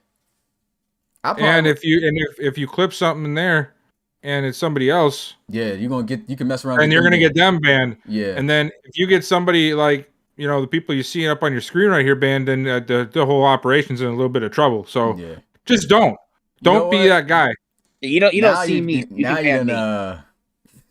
now you done made it to the point where I don't even think I'm streaming there. No, bro. you shouldn't. Just don't I'm not even. gonna do it. I'm gonna just be in don't VC even. and Don't that's risk it. it for the Yeah, I'm biscuit. not about to Not a risk biscuit that. that's worth it. Yeah, because I mean, I'm not saying that our main community guys who pop in would do that. No, but there's say for somebody that decides yeah. they're gonna be funny or cool or something. Yeah. Yeah. I could see somebody who's usually not in there just do it just to do it and then get somebody banned. So nah. Yeah. And I'm sorry to shut it down, guys. I can't have that much faith in the community in the VC. We just can't do it. But yeah, we talked about Superstar, the showdown thing, and we pretty much talked about everything here in this franchise stuff. I think the big thing, like we talked about, was this right here, this AI, this foundational football thing, man. Like that right there is key. Like, And they said there's more to come yet too. bro, in their just deep dive. imagine, like, if this game plays like real football and RFL games, bro, like, yo, Yeah, man. The Can't wait crazy for all thing those is, Patrick we Mahomes have it stories. all. Huh? You go ahead, Forbes. Oh, I said like Justin posted earlier. I just can't wait to see Kyle Bain throwing like Patrick Mahomes. Yeah, Oh, like that would be crazy. like we've had everything that we need for AI in this game. We just have never had it at the same time. Yeah. We've had decent DB play. I should say the only thing we really haven't had is offensive line. That just really has never seemed to work. We've had good quarterback play. We've had good running back play. We've had good receiver play. The only thing we've ever really not had was O-line play. If we can just get this to just work together to some degree. We don't need everything to be A+, type style, but if everything can at least be a god dang B+ to an A-, that would be really nice. I'll tell you what, man, that the quarterback has never been A1. Yes. It never has. And I think that's you're the right. reason. Depends on the type of quarterback. Okay. Yeah, so because like I've never seen a quarterback play like real. Like I'm talking about where they're throwing the ball away when pressure's coming. They're reacting and moving in the pocket. Like running when they can, even if they're not supposed. We've seen Not sometimes where it was close. Like the closest game where I would say that quarterbacks actually played like almost close to what we wanted was back in Madden 21 with the improviser when it was good. And then after that year, like it just that was also the year where the fumble issue it was a fumble, big fumble issue. They weren't sliding. Yeah, Madden 21 was the best year for us RFL wise, gameplay wise. And that was the closest thing we got to it. And even then, they were still making boneheaded decisions, not sliding and still taking dumb sacks. I just want to see realistic like behavior in that aspect. Like if they get that real, that changes everything. Because I already said, man, I've said this since the beginning, man. Like quarterback play makes everything. If your quarterback's out there playing and it's not real and they're doing all this weird stiff motion and taking the sacks, it takes away from a lot from the game. And it also takes messes up your team too. Yeah, and it takes away from the pass rush, like, and it can take away from like I said, even the defense side of the ball, because you probably got quarterbacks throwing the ball away real fast, but they're just making dumb decisions with it and they're throwing interceptions right to it with no pass rush coming. Like it dictates everything. The top thing in football that makes it real is quarterback play and pass rush. If you get the pass rush to be realistic and the quarterback to react realistic to the pass rush, that creates everything else. That's what makes it real. I'm tired of seeing quarterbacks finishing the season 70+%. Like quarterbacks need to be able to miss sometimes, man, or have certain things where it just doesn't go the way they expect it to. So like I think that's the biggest thing. If this AI hits like it's saying it is, this is going to be a big year for us, bro, in the RFL. Real talk. Yes, it is. And the rest of this, we don't care about much. Get I Mutt don't out of give here. a dang about any of this other stuff. I will say with Put a poop this emoji in Mutt. like this is Emoji the poop. first time like there's other people besides Smitty actually excited for the beta tomorrow. Usually in the front office we're like, oh, it's just I was always hyped every year. Yeah, I think this is the first year I've been hyped for like 3 years. Yeah. Yeah, like last year, reading all the Madden 23 stuff, I was like, oh, okay, whatever. But like, I'm actually excited to get into the beta tomorrow and see if they're putting the money where their mouth is. Like, if all this stuff is actually in there, and it's what they're saying it is. I'm saying this right now, guys. If I see a Mahomes throw, I'm gonna lose my mind. You want to know what's going to happen, in a game, I'm going to get. If that's going to mad. happen, if that happens, it's going to be DJ, and it's going to be an interception. I'm telling you right now. I'm going to call it. He's going to do it. He likes the 360 no scope already. It's going to happen. Yeah, he was the first to execute the 360 joint, though. That was crazy. Yeah. I didn't like it. I seen somebody else do that this season too. Like it was crazy. I was like, yo, somebody else really tried the DJ throw. But yeah, I could see actually a couple of our guys if they're going to make that throw, like DJ, Jabri Jackson, Tom Wilson, Geno Gannon, like Kyle Bain, most of our mobile guys, we could definitely see them probably making those throws. And then we thought that was something that Patrick Mahomes just did. Then they had a picture of Davis Mills throwing the ball like that. And we was like, okay, well, I guess this is something that quarterbacks do. So, yeah. I just hope it's not too often. Yeah. I just hope it's not every play when they roll outside the pocket. That's going to be corny. But well, it needs to be like be like, because what, it's only ever happens like fucking twice in real life. Yeah. Well, nah, that's happened. I'm pretty sure that's happened quite a bit. It's just never been like Going completely lateral and throwing it. Yeah, I wonder if anybody's ever actually completed it though. I don't think anybody has. And then so that's it for our covering points. Is there anything else you guys want to talk about in it? The Madden 24 news.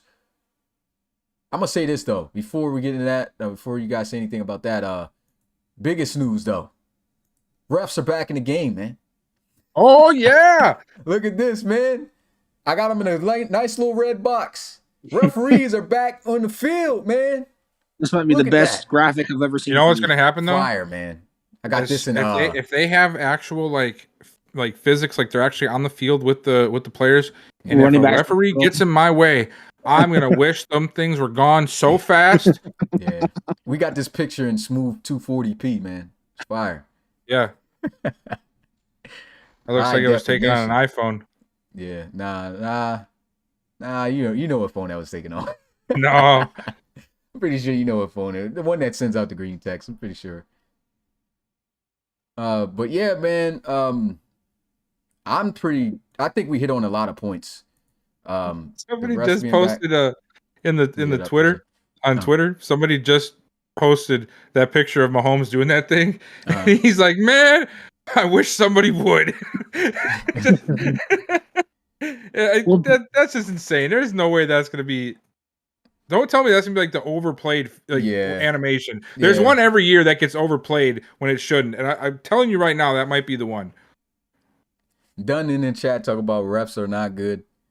Well, apparently everybody said that this was the most needed thing in Madden when they were out.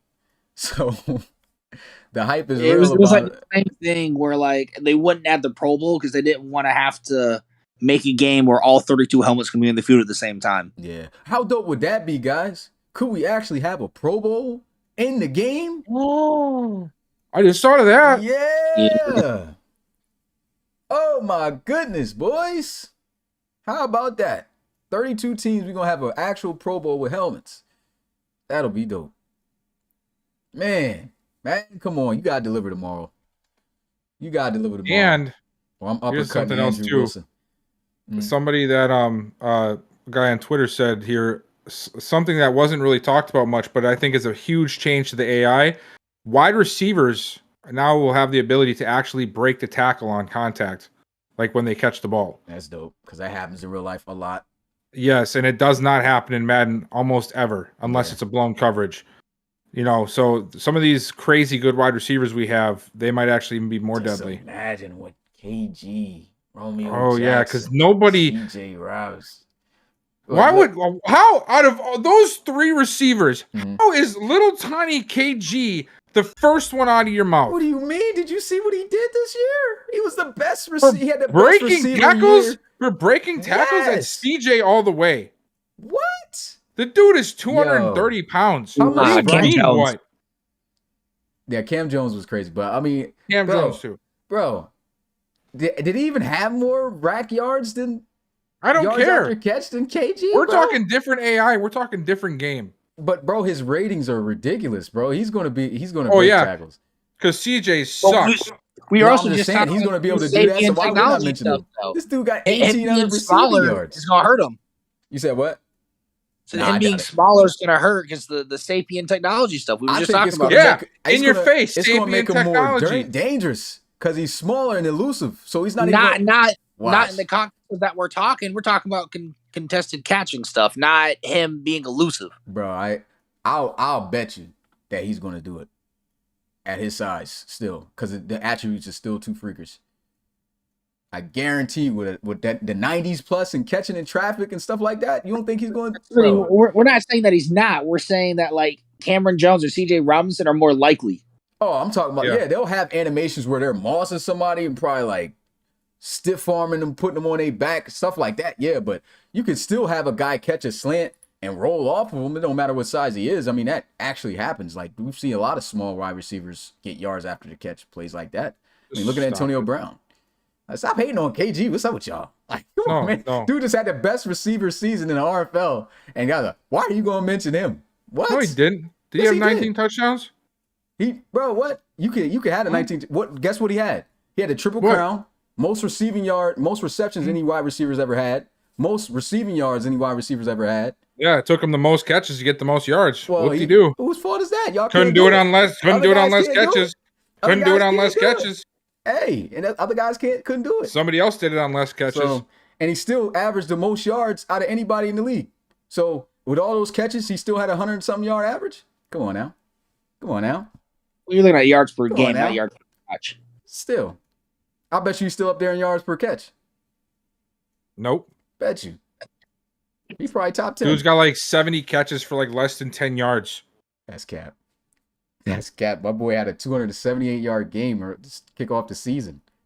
Let's go look. Go look him up. My boy average got to be up there.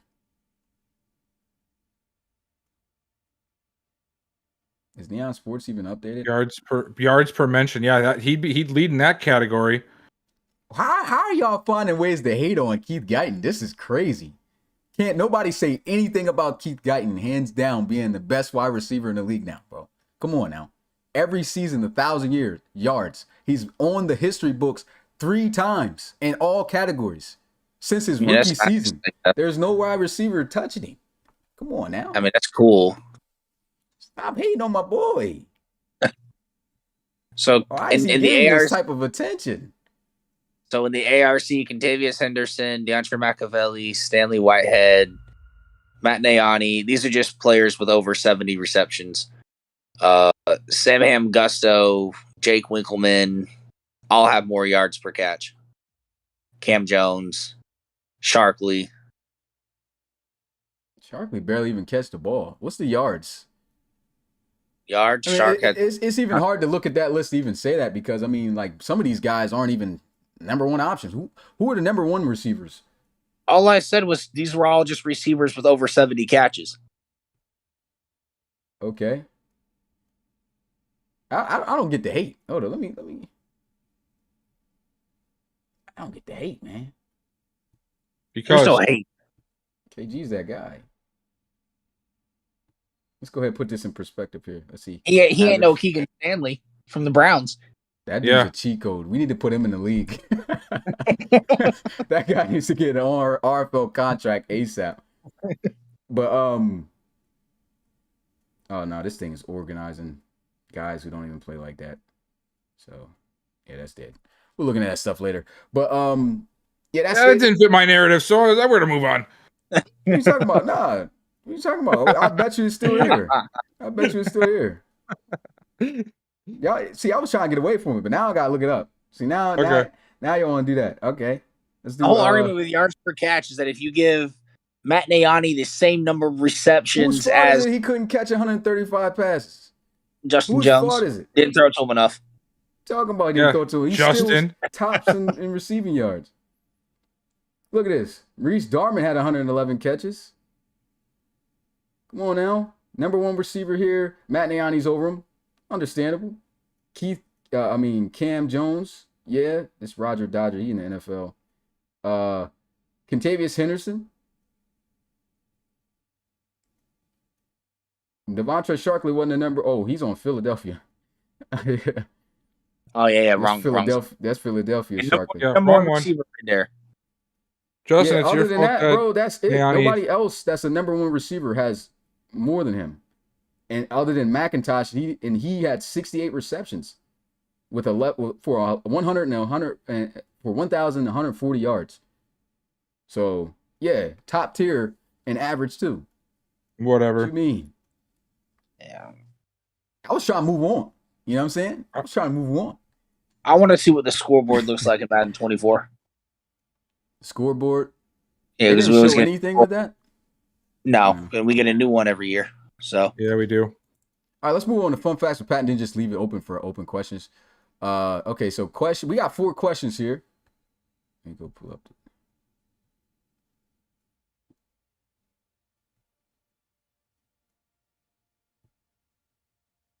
Okay, so question number 1. Which player had multiple games with 20 tackles or more in RFL Season 8? I ain't seen McCain all Ooh. night, so I doubt he wins them all again. Yeah, McCain ain't coming here, man. So y'all got a chance. Tyler Cage, Norman. I don't think guys gonna get this one. Jacob Reed. Charles Turner. Nope.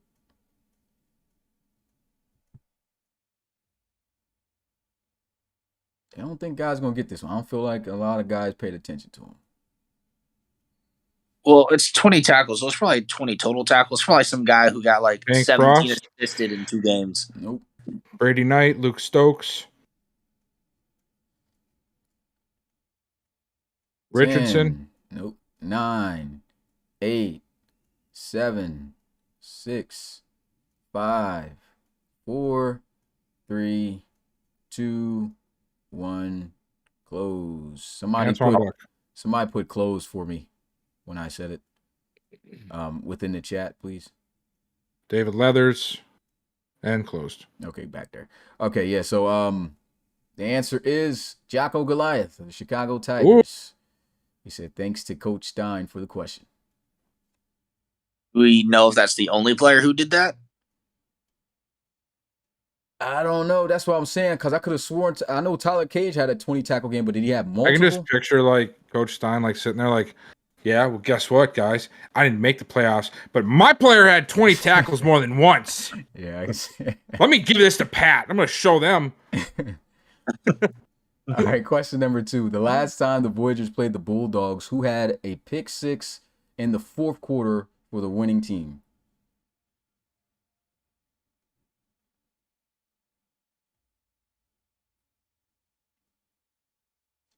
Now, this might even be off, too, because wasn't the last time the Bulldogs played the Voyagers in the ARC Championship game?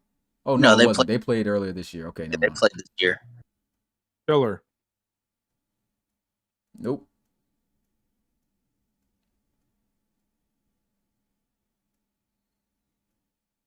No Gabriel Norman.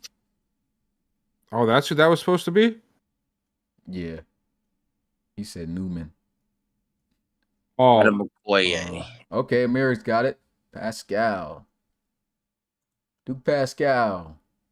Bulldogs won in the regular season, 32-24. Can they do it again this week? We'll find out. All right, question number 3. Darius Martin led the RFL in broken tackles in season 8, but who led the ARC in broken tackles this year?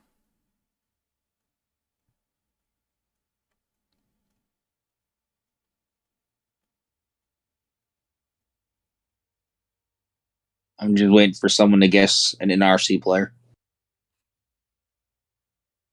Oh, Mir got it first on my end. DJ Scott. He had 89 total broken tackles. Yeah, that's the way I see it too.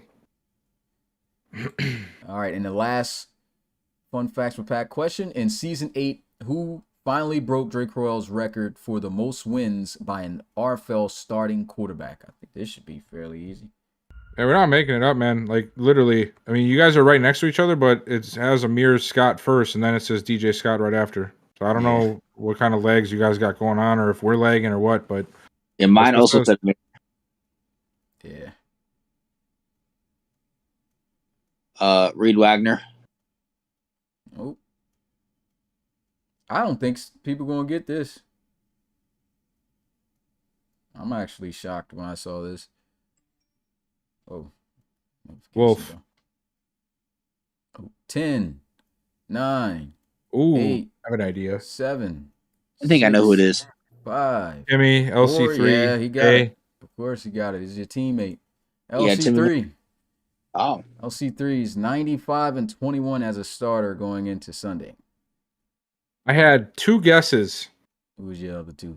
Was he one of them? Well, he was one of them. The other one, I was trying to think outside of the box here because he's still playing and he would have been here the whole time. Well, I don't know if he was here the whole time, but he was at least in the ARC. But I was thinking of Lane Kearney because the Bulls have always been really good for the most part in the regular season. They just sort of suck in the postseason. So that was like my other quarterback I had in my head. He might actually be off because in the earlier years, Bulls were kind of mid. They actually started doing good once Melanishin was there. Like that's when they started winning a little bit. and then they fell off again. So yeah, I could see why you thought that, because by Oh, that he time is- that's when you oh. came in. LC now that means to say that LC3 must be better than Dre. No, he ain't. And considering that DJ, did what he did, it must mean he must be better than LC3. So I mean, Dude, DJ is like Yeah. 33-4 as a starter. Yeah, he's gonna get up there, pretty sure. technically LC3 does have a ring, but he didn't play, right? Yeah, Yeah, he Kyle got injured Payne that won. game. Yeah, that's what I thought. Yeah, because it was yeah. He stayed getting injured in big moments like that. That was bad. But yeah, Watch- okay. So that's the last fun fact with Pat. Anybody got any questions or any ideas you want to talk to us about in terms of like Madden 24, playoffs even? I'll put the playoff divisional round bracket back up so you guys can look at that. Oh, we haven't seen a quarterback injury yet this year either. I mean, imagine if LC3 broke that. No, there was tradition. one quarterback that did get injured. Really? Chase McCoy was out for like Yeah, a half Chase a game. McCoy. Oh, that's right. Yep. Yeah, he That's was right. out the whole game when he Any got last injured. year? Yeah, somebody got injured last year too, because I remember that. I don't think there's Was been it someone that mattered? Yeah, I think it was because it was towards the end of the season. I can't remember though. Because I don't think any backup quarterbacks played in the regular or in the postseason last year. And also, I'd like to point out to QPOC here, this is your fault, by the way. I offered to trade you Everett Bradley before the season, and you declined. So now you're stuck with McBride. Everett Bradley threw 7 Maybe picks. look at this butterfly effect. Had you listened to me and given me Tavion Blue for Everett Bradley in the beginning of the season with like an extra draft pick I would have sent you, you might not have gotten, sent home packing Boy already. said Tavion. Blue. Pat, as of right now, the answer is nothing. PDQ. I see you, CP, in the chat.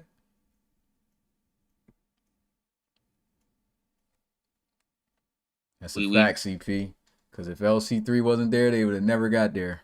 That year, he went stupid.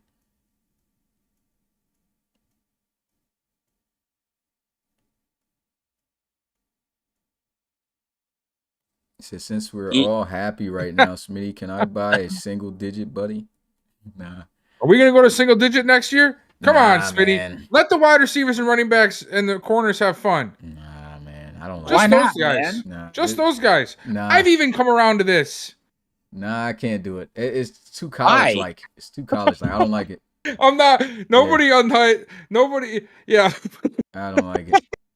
Yeah, I'm not doing it. Yeah. Bro, I feel look like at in a what ESJ said that we didn't let go through in the chat because peasant. Do hear that McCall moment, but yeah, nah, I'm not doing it because I feel like a pro level league should have its own structure. I'm not trying to be like the NFL either. Like that's corny to me. I don't know why the NFL changed that rule with their numbers. Like that's college stuff. that Pro caught me so level, off guard, pro Eric. level That really did. shouldn't move on to that. Like leave that in college football. Jameson, I already answered this earlier when you asked. Teams are only going to relocate if they have to relocate. CJ Robinson is stamped. He's the only one who gets to wear the 8. You guys just should stop hating on CJ right now. He would have changed to 18. It was up to Bill, but Bill stuck with it. So, like, at that time, yeah, I talked to some people at the time, and it was just too much already history there for me to change it, and I didn't want to do that because it was like my first year as a coach, and I was like, I don't feel like I should make this call. And then after that happened, it was just it couldn't change anymore. All right. Yeah. I never said I like. Oh, you're talking to Smitty. Okay. What are you talking about? He said CJ then you like is single exempt. digits then. CJ's exempt to the rule because Yeah. Smitty didn't find He was out. the only one who had no, it ain't didn't find out. I mean, he was literally back then. I used to allow players to come in with their jersey numbers as whatever they said, like because I didn't care like then. But as the league went on, the only one who actually chose a out of the norm jersey was CJ Robinson. So there was no other player that had an out of the norm jersey before then. So. That's it. My O line's going to be 1-5 next year, whether you like it or not. You said what? I'm going to make my O line 1-5 next year. Yep. That is awful. Yeah, I don't know. You must be doing that in a different file. Pat's switching to 0. Switching to 0. Yep. Nah, he Was getting getting 0 doubles. reps on the field if he wears that number. Let's see. Anybody got any other? Do not ask me about the numbers again, guys. I'm not changing the numbers, man. That's got to stay. No, I think 0 on like a receiver or gonna running keep back might asking actually for look it. cool. Dang, what is happening to me? I don't know, but you're on the other side almost, guy. That's terrible. I know. So would y'all mod on PC, or is this on not on next gen? We're gonna mod more than likely next year, depending on what Madden does within the game, so we can really make the RFL fully customizable. But that's where we're definitely moving to PC in season 10. Season 9, we're gonna stay on the 5, but season 10 is definitely we're moving to PC completely. We're gonna have the whole everything, man. Season 10 is gonna be a big year, so yeah. That's never going to happen, Amir. Mismatched sleeves are the devil's work, and they should never be on the field. Devil's work is crazy. Yeah. No, I'm over it. You guys look stupid out there. Let me tell you something. You look stupid. You look like you couldn't make up your mind. You look like you had to go to Goodwill, and you couldn't find a long sleeve shirt, so you had to find 2 shirts with 1 sleeve and put them together. You look stupid. That'll never change. Yeah, the mismatched sleeve is terrible. No. It's a team by team basis, Connor. What did Connor say? Said if it only allows basically like if we get to 32 teams, like are we gonna he's asking if we would relocate an entire file, but it's a city by city basis. Yeah. That's the thing we talked about earlier. Yeah, so like in Toronto, the Huskies would stay and the Thunderbirds would relocate, but like Salt Lake City, the thing would be like the thing about Toronto Thunderbirds would actually stay, because the only reason the Thunderbirds were going to move is if we had full control over the city. Thunderbirds Thunderbirds are obviously the top Toronto team, so Huskies would have to go at that point. That said, he's got the whole season scheduled down already. This is another thing that worries me, guys, that I just thought about. Say if they do have the teams, right? The difference, though, is... Oh, I think that's still what you just was talking about. Like, we would have fewer teams because... Why would we have fewer teams? We still have 32 teams. We would have fewer teams because we have so many double city teams. We would only have to stick with one. So there would have to be so many more teams to get relocated, even if they're there. You know what I'm saying? Yeah. Like, that's going to suck, because now that, like, once we take that city, if I put the T-Birds there ain't no way you could get the Huskies now. You know, like, if I put the Voyagers there, ain't no way we could get the Gunners. I got a question then. Does that mean the Miners would have to move since the Condors are in Sacramento? Yeah, they would have to. Dang. They would have to. Because the Condors have been there since, like, season 2, haven't they? Conquistadors Live just really doesn't have the same ring to it. Yeah. Yeah, they would have to. Yeah, because the Condors have had a longer history. I would think on it, though.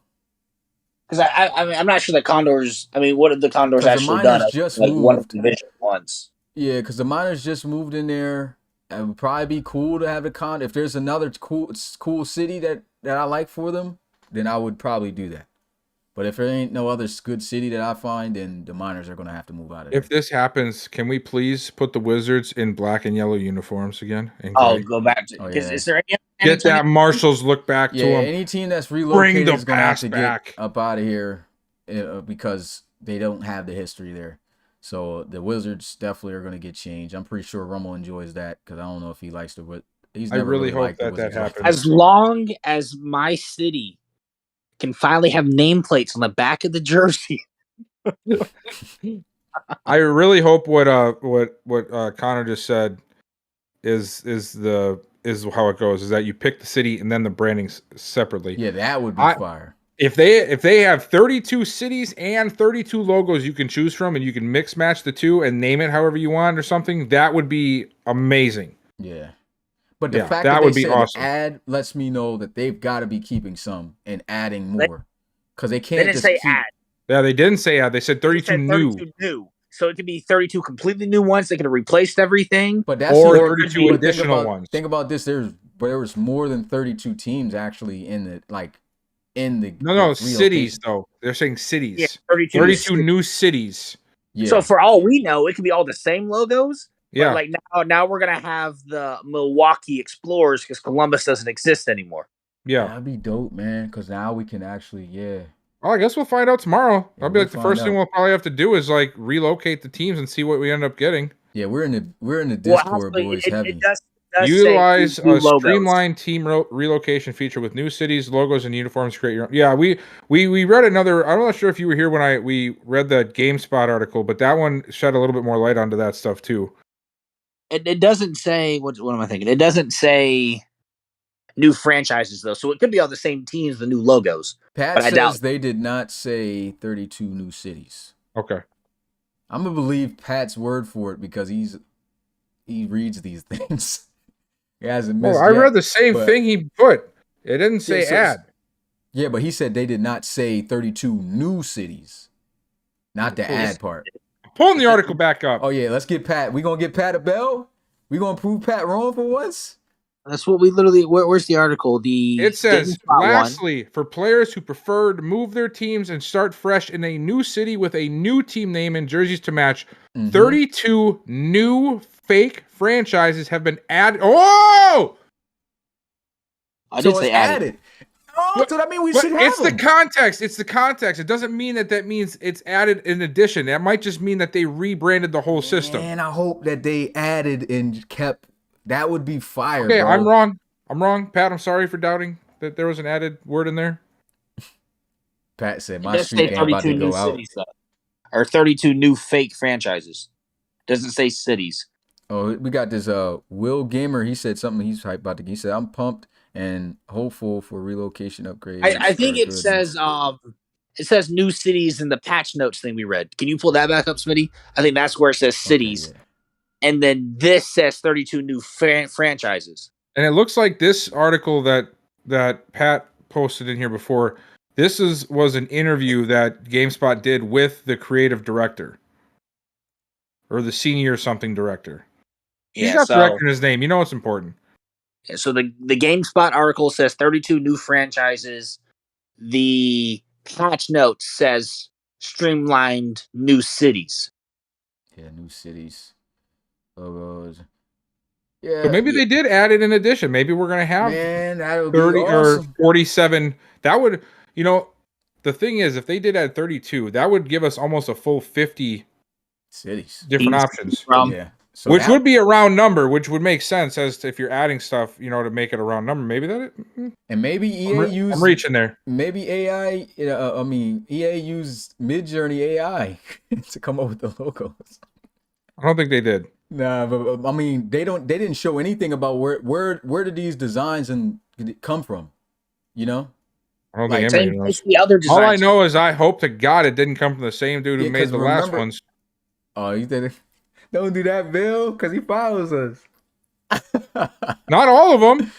He Yeah, only you talking about the yeah. one guy who did like three different teams. No, that's only like 3 teams. Okay, hopefully I'm it's I'm not talking about that. All I know is when this guy was handed this to create some stuff, he was given like 4 templates he could build off of, and 3 of those 4 templates are so stupid that nobody could make those look good. Like look at the shoulder pad thing. Look at Yeah. the shoulder pad thing. Even in 2013, nobody thought that looked good. And all we know is that like they're gonna go back to like Madden 04, create a team and just pull all those logos. Yeah, I think that's how it's gonna go. I think Madden 12 was the last created team where you actually had the preset logos. So I think they might. I want to see, bro, if they saying streamline. Think about that, guys. Even with the streamline thing, they might do what you said, Bill, where they take the cities. You just choose a city and then you just pick from the logos. They might actually do that. So if they do that, bro, we're set. Like we are really set. We can move all 32 teams. Like we can move all double city teams out somewhere and still keep the teams. Or and then relocate the ones that we're just like, oh, it's time to get relocated. You know what I'm saying?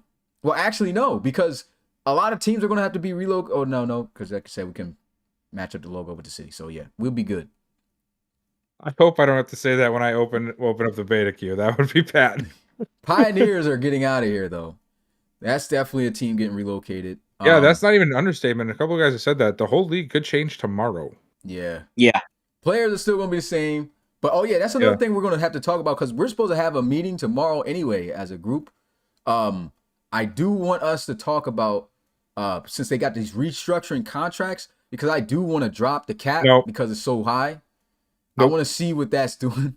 I want to see what that's about so that we can reset the cap from being so high as it is, because that's the reason why we have these trash free agencies now. Like, we need to make sure that we get the cap in space where guys got to let some guys go. This is the only situation though that worries me about that. Mm-hmm.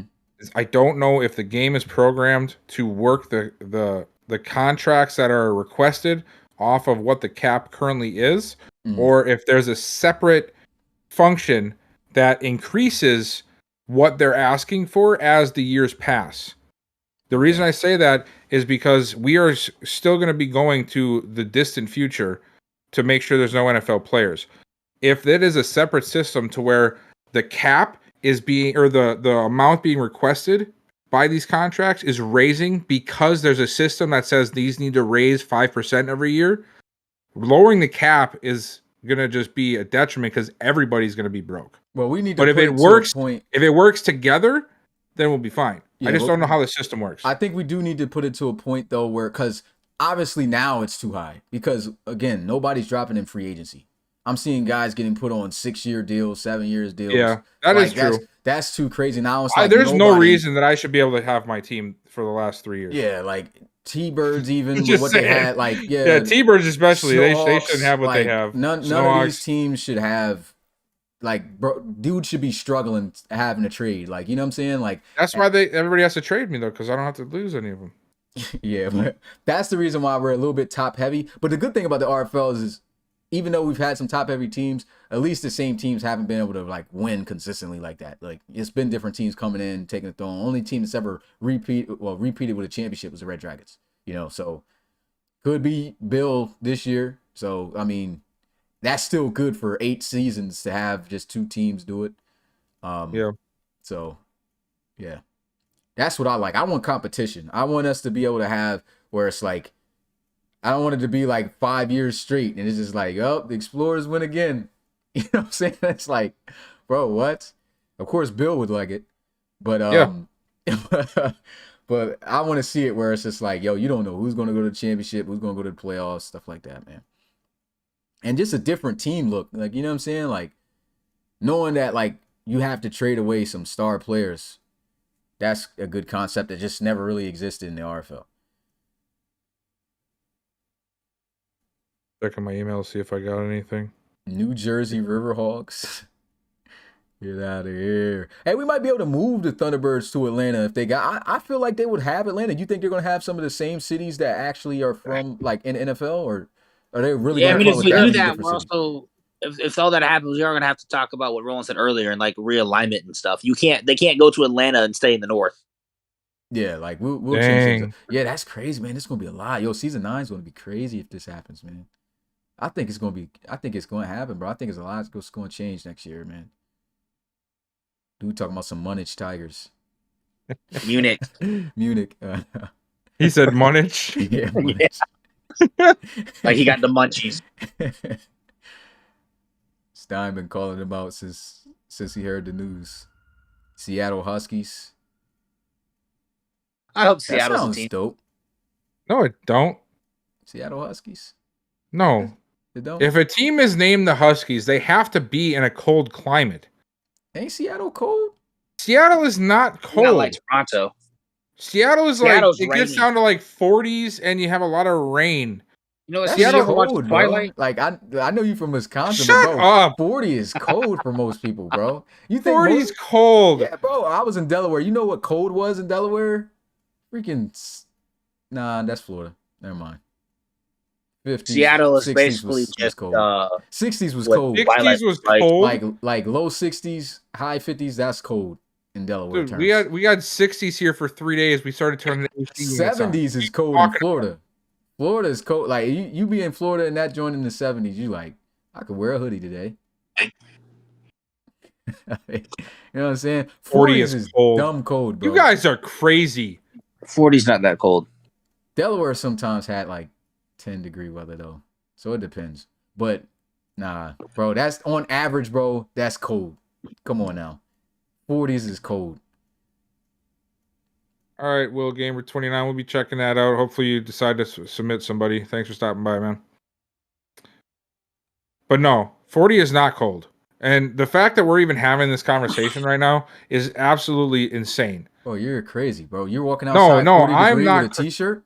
I'm walking shorts? outside in 40-degree weathers with shorts on. All right? I'm talking This boy about trying to catch let's fire frostbite. up the grill. Who's got the burgers? That's what we're doing over Cookout? here. Get out of here. Yes. You having a cookout in 40-degree Are you weather, kidding Bill? me? Yes, sir. Oh my Will you come God. out of 3 months Forbes, you're not straight even up when it's there. Hold You on. feel like You that? don't I understand. used to live in When we Colorado. go for Oh. 3 months straight from -10 to like 15 degrees for that 3 month stretch, Oh, 40 God. degrees, it might as well be summer. I should Bro, go y'all- and have a beach day. Y'all definitely wearing some snug sweatpants, bro. Ain't no way y'all going out there in no balling Nah. shorts, free balling with a t-shirt on. Oh, we're- Probably oh, we're- walking out we're- with a beater. You gonna walk out with a beater You're on? talking With a about white a beater? place Oh, that we're going snows in the beaters. summer. We're going free balling. No hat? We're You going- come out there with we're no going- hat? Flip flops, no socks. Oh no, the thongs? Yeah. I caught a cramp. Oh, hold up. My back just caught Well, a cramp. Q, then crazy you don't. cramp. You might live in a cold state, but you are not from a cold state. Then, Bro. if you can't do that in 40-degree Ain't weather. no way I'm walking out with no beater, thong sandals, free balling shorts. Oh, it's all going down. Bro, we ain't never having a convention in Wisconsin. Oh or yeah, ever, we are. ever. Well, you're a faker from a cold state then. If you can't handle that, 40? what cold state are you talking about? If you say something like middle of the country that's not even north, Who's saying it? Me? You talking to me or Q. somebody? Oh, Q. No, Q. Bro, he's from New York. New York get cold. It do get cold sometimes. But No. New York don't get cold like Midwest around here, like Wisconsin and but the wind in New York is wild, bro. That make everything from what? cold. From what? The cities? What wind is coming through all them buildings? That's what makes the wind. That's what people don't think that, but those buildings makes the wind actually more stronger. The winds whip through those buildings, Yeah, bro. no, you Because got of the buildings. blocking. You got the buildings are blocking it. No, bro, I'm telling you, look it up. The winds are actually stronger because of the buildings. Like if you go to New York when it's cold and you in between them buildings when that wind is whipping, Yeah, it's a we're talking wrap. what Back just said. Buffalo, yes, Buffalo knows cold, Yeah, but them New boys York, played in a whole, New York is not cold. Them boys played in a whole flooded. That's in New York. That's still New York.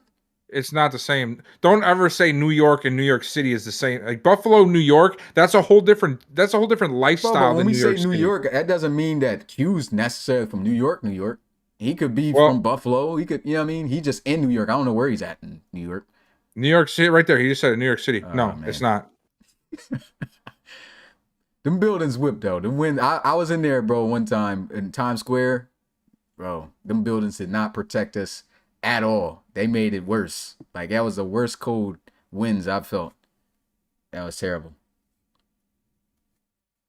Well, would you live in a van down by the river? See how many people get that reference. What'd you say? A van? A van. A van by the river. I'm trying to Yeah. think about this. Oh my God, you have to think about it. Is this like a old head thing or No, it shouldn't be. ran by the river? Did you say ran? No, I said van, but it came out weird. Yeah, see, the chat gets it. You The were chat living gets in a it. van down by the river. Everybody gets it except you. What is Forbes probably even gets it. it? Forbes, what is this? You know What is this? what? What are they I talking told him- about? He's not even I paying said, attention. well, you Fox and me living in a van down by the river. Nah, I don't know. Nah, I don't know. He's younger than me. He don't get it. You guys are all. Yeah, but Connor's younger than me, aren't you? How you know this? What is this? He's an old soul head. That's what he is. Bill, spill the beans, man. What is What? this? What do you mean This is by Chris. This is Chris Farley's SNL skit from like the '90s, dude. Chris It's like I an don't think I've iconic. ever It seen a is single literally episode of SNL. iconic. Chris Farley SNL I've never I'ma tell watched you- that in my life. I'm gonna tell you how Do you bad know I who am. Chris Farley is? Yeah. Okay, then you should know that skit. I'm gonna I tell know you, nothing about him other than what his face looks like. I'm gonna keep it 100, guys. I don't know who Farley is. I don't know who Farley is, bro. Like, if I see him, I might know him, but off the name, I do not know who that is, like, at all. Like, I think is he's he a comedian. Obviously, he's Yeah, gotta be one if he he's in died a SLL. couple years ago, I think. Oh, was he the one that was with Dave Chappelle? Nope. Let me chill. I was thinking about the guy that was on the smoke. You gotta videos. bell yourself. But yeah, I have to look this guy up. I don't know who this is. Look it up right now while we're on the stream before we Look it up. close out here. Just look Is this it up something and I'm then gonna be mad about when I see him? Be like, oh, that guy. You think I'm gonna be like that? Is he that? I don't name? know. Yeah, he did. He died a long time ago. Oh, I know who Chris. Oh, yeah. Yeah, now you He feel died, stupid, yeah. don't you? I still don't know nothing about that skit at all. Watch Van down by the. All you gotta do, you don't even have to put his name in. If you put Van down by the river, I guarantee you, YouTube. Yo, we know where you're going with this one. We know exactly where you're Question going with this one. is it still gonna slap though? Like, It's hilarious. Am I You going have to to laugh watch. from this? You probably won't because you're not cool. I just laugh right now, man. Come on now. I laugh No. sometimes. You gotta watch the whole skit. It's just one of those stupid skits. It's like stupid funny, you know. You know, like there's comedy and then there's stupid funny. It's like a stupid funny. Okay. I'm gonna check that out. We're gonna watch it in VC and we're gonna see if it makes me laugh. If not, I ain't gonna say it's If trash. not, Chris you don't have a Farley is sense of funny. humor. All right, Chrome, what do you got for a question? Anybody got any more real questions here other than Chrome said he's got a question. okay? Chrome, what you got for us, man?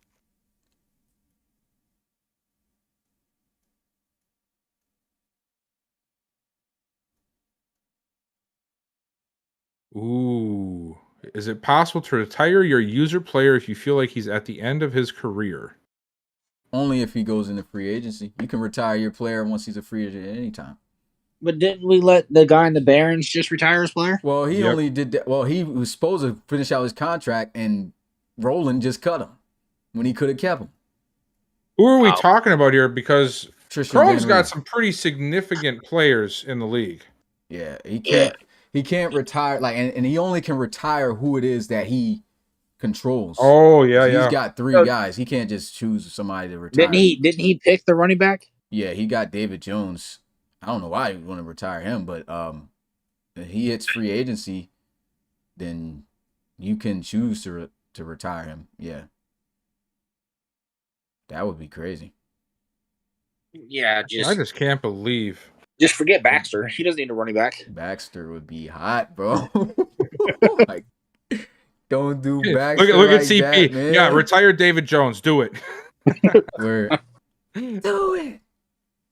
CP, you guys got to be really excited about having the 3rd pick. I mean, obviously not for Yeah, what the that's season wild. panned out to be, but like now that the season's over, and knowing that whoever comes out of this draft, you guys are gonna get at the very least the 3rd best player. That's that's awesome. Yeah, I mean, they're campaigning for the Brewer brother. yeah, and then not only that, bro, I don't see Geno Gannon being this bad with this new AI. if it No, works. that's what I'm. like. Now I'm a little max. I feel like this might be a Madden where we see multiple archetypes actually play well. Yeah, and dudes are going to be going crazy, bro. Like, our elite quarterbacks are going to really look like elite quarterbacks if it's done right. That's going to be crazy, man. Look, CP hella excited, bro. He hype. It's not too cold, QPOC. It's not that cold. I'll bet you right now. I'll bet you right now. Come on over to one of these states over here, Michigan, Minnesota, Wisconsin, any one of them, Illinois, for 2 weeks during a cold snap, and then go back and tell me that Brooklyn and New York City is I played cold. in Ohio, bro, and Ohio can get crazy. Like, That's I'm talking- nothing. Ohio, bro. What? When I played I had a playoff game at Wesley, bro, and that joint was -10. That's not including the Yeah, win. that's normal in winter. I was like, what? And we froze. Like, we were like, We have like negative 30 days here. that's crazy now.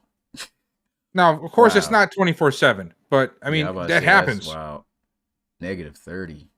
Yeah, it gets bad. You're dying that day. How do you guys survive? You don't go aside. Y'all don't have If you do tunnels for like longer Wisconsin?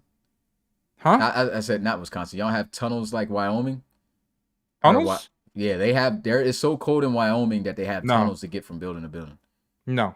You just gotta go to the car real fast, and you're definitely starting it before you get into it, because Dudes just say, if you go outside for too long, you can risk frostbite. I could thug it out, guys. Watch this. Dudes walking out. Dudes walking out with the thong sandals and the tank tops and shorts, going to Walmart, bro. Walking out -30 degrees. I can only imagine. I might actually type that in Mid-Journey just to see what it comes out with. Dude in very cold weather walking out of Walmart with Yeah, there we go. beach clothes The on. Wyoming Huskies. Laramie Huskies. Laramie. Towns that start with H in Wyoming. I think we're about good here, guys, because we're over. The Hannah Huskies. The what? The Hannah Huskies. Hannah. That's the first thing I saw. It's a city in Wyoming. You said it's really Oh, cold. yeah, It fit yeah. the Huskies. Oh, Hannah Hawks. Huskies. Hawk Springs Huskies. Homa Hills Huskies. That sounds Hoback terrible. Huskies. Hannah Hoback Montana Huskies. He said. Oh no. Hoback Huskies. Hoback Hoback. When the Hoback Huskies come to town, you better be ready for war. Yeah. I'm kind of rocking with it. It's like, nah, that's terrible. Hoback Huskies is crazy. All right, yeah. So, hey, we'll be in VC, guys. I know guys is fired up, man. Tomorrow is the beta, guys. I hope all this stuff is in the game delivered, bro. We're gonna check out these relocation cities. We're gonna have a lot to talk about. And shoot, since we got days left, who knows? We could probably make a video, go live, talking about what we've seen in the beta. You know, we got Thursday and Friday off, so why not? I mean, or I could just, you know, if we can't do that, I'll try to just drop an individual video just for video's sake for the channel, because I haven't really posted too many videos Madden related in you know, this year. And I didn't even post out sliders for this year's Madden because, like, even though the sliders for us, in my opinion, I think they've worked good for what they can based off of what the game was like. I still liked a lot of the outcomes that we got. Like, they were close. Like, we didn't have any just one lopsided weird stuff crazy going on that wasn't already where you put it.